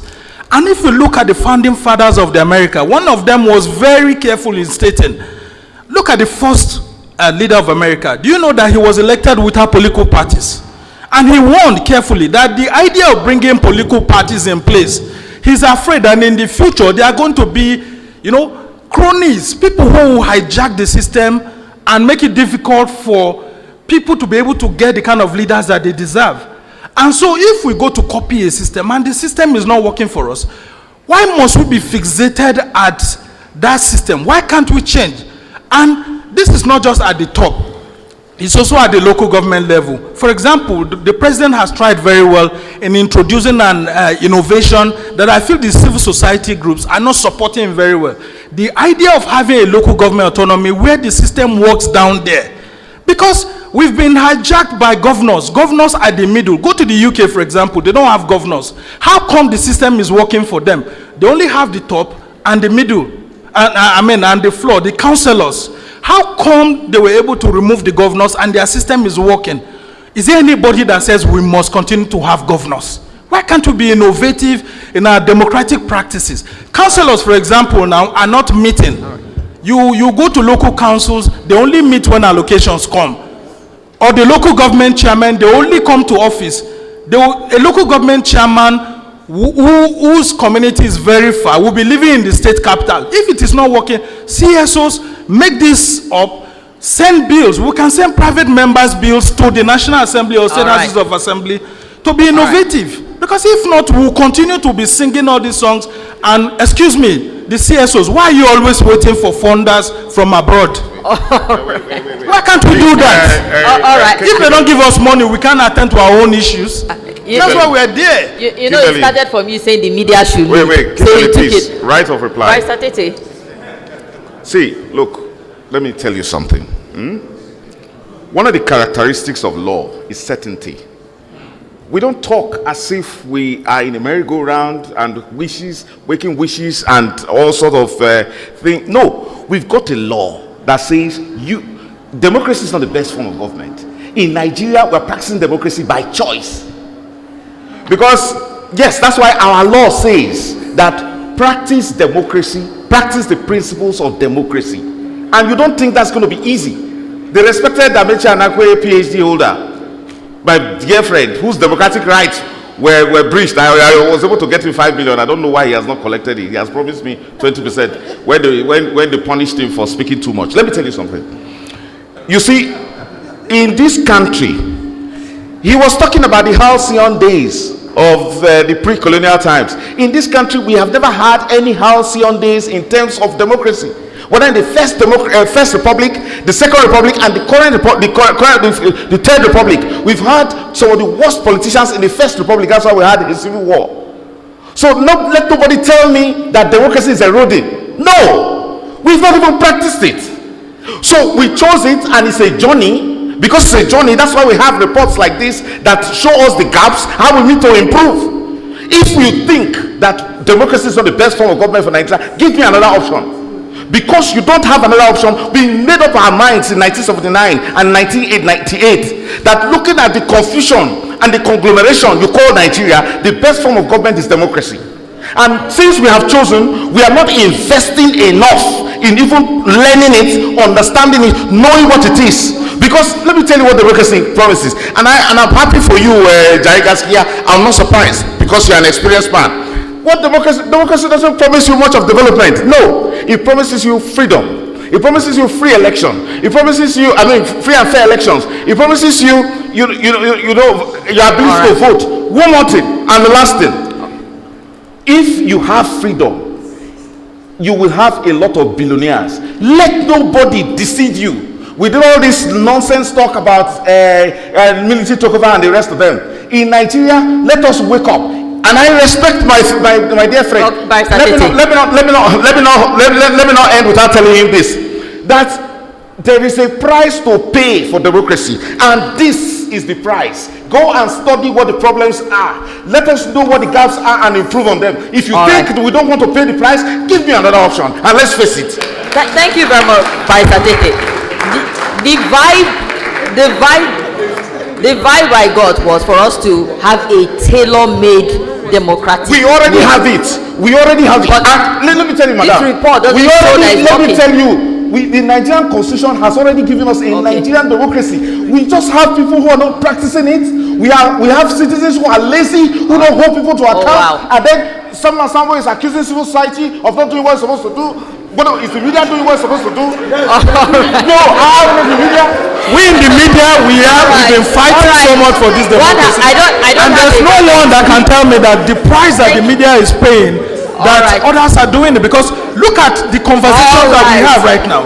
The president can afford to do some other things, but he knows that he can't face the media. Haven't we been asking why the president has not been holding talks, the media chat with us? Why? And CSOs are not backing us. In a democracy, you are an appointee of the people. you cannot decide to be inclusive just because you go to Aso Rock and then you now form a ring among yourselves. The media will continue this conversation. Our leaders must talk to us and they must be held accountable. We are not in a military autocracy. Thank you. And please don't be bringing definitions like this that we are in authoritarian democracy. There's nothing like that. It's either we either practice democracy the way it is or we go back to autocracy. Nothing like authoritarian democracy. All right, thank you very much. I just wish I had the privilege of a panelist. That's all I wish. Thank you very much. I will quickly hand over to Mr. Idowu before it gets too heated. But thank you very much for all your contribution. I appreciate you. Thank you very much. Thank you very much, Kimberly. Thank you for excellent job. And I think this shows that we are passionate about our country and we want it to work. Yes. The truth of the matter is, if there is a crack, I'm not sure any West African country can contain us. So we just have to make this work. And stylishly, I have my very good brother and friend here. You know, most times we talk about this civil society, the media. But please don't let us forget the academics. Don't let us forget them. We need to bring them. There was a time that place was a conclave of ideas. But if you look at election at the student union government level now, you will ask ourselves what exactly is going on. Even when you now begin to bring academics even into our elections, some people are already saying, we thought there would be difference, but there is no difference. So, but what I'm just trying to say is that we've talked about the civil society, the media, the academics, we also have to do our part. I want to thank everybody for coming. I want to thank you for this conversation. Thank you for your patience. Before I thank, this report is what you have is the abridged version. The report is 277 pages. 277 pages. It's so detailed. Each state have their own detailed findings in terms of the state houses of assembly, budgeting process, local government autonomy. We even went into the aspect of the joint allocation, ACANDAC.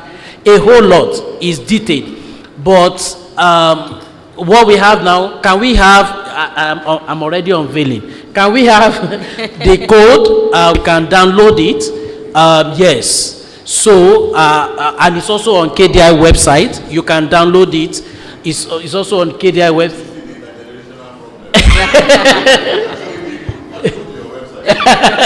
Because this, if you download this, it just gives you the report immediately. I want to thank you, and then please, before I forget, I know my brother at the back asked for our limitation, the limitation during this study. For time's sake, everything is documented in the report.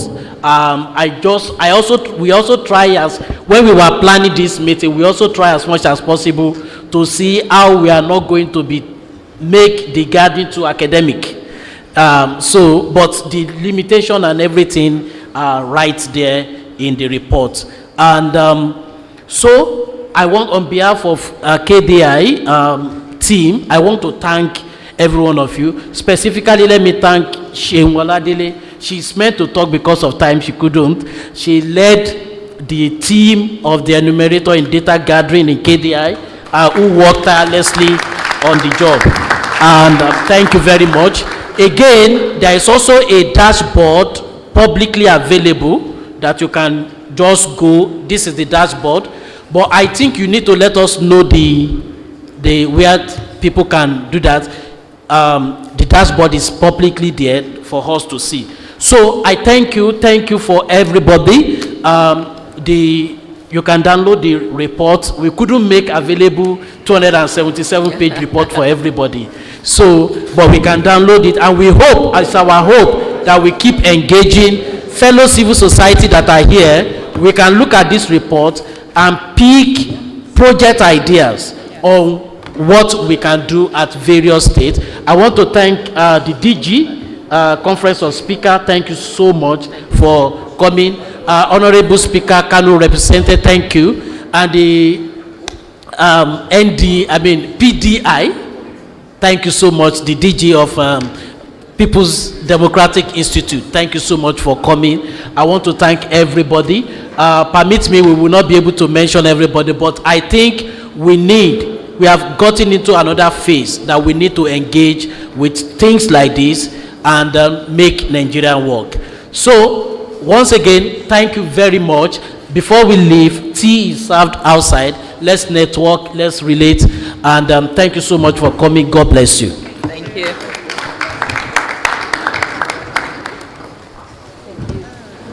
National anthem. We still love this country. This time around, let's sing the national anthem ourselves. We are going to sing the national anthem ourselves. All right, national anthem, 1, 2, go.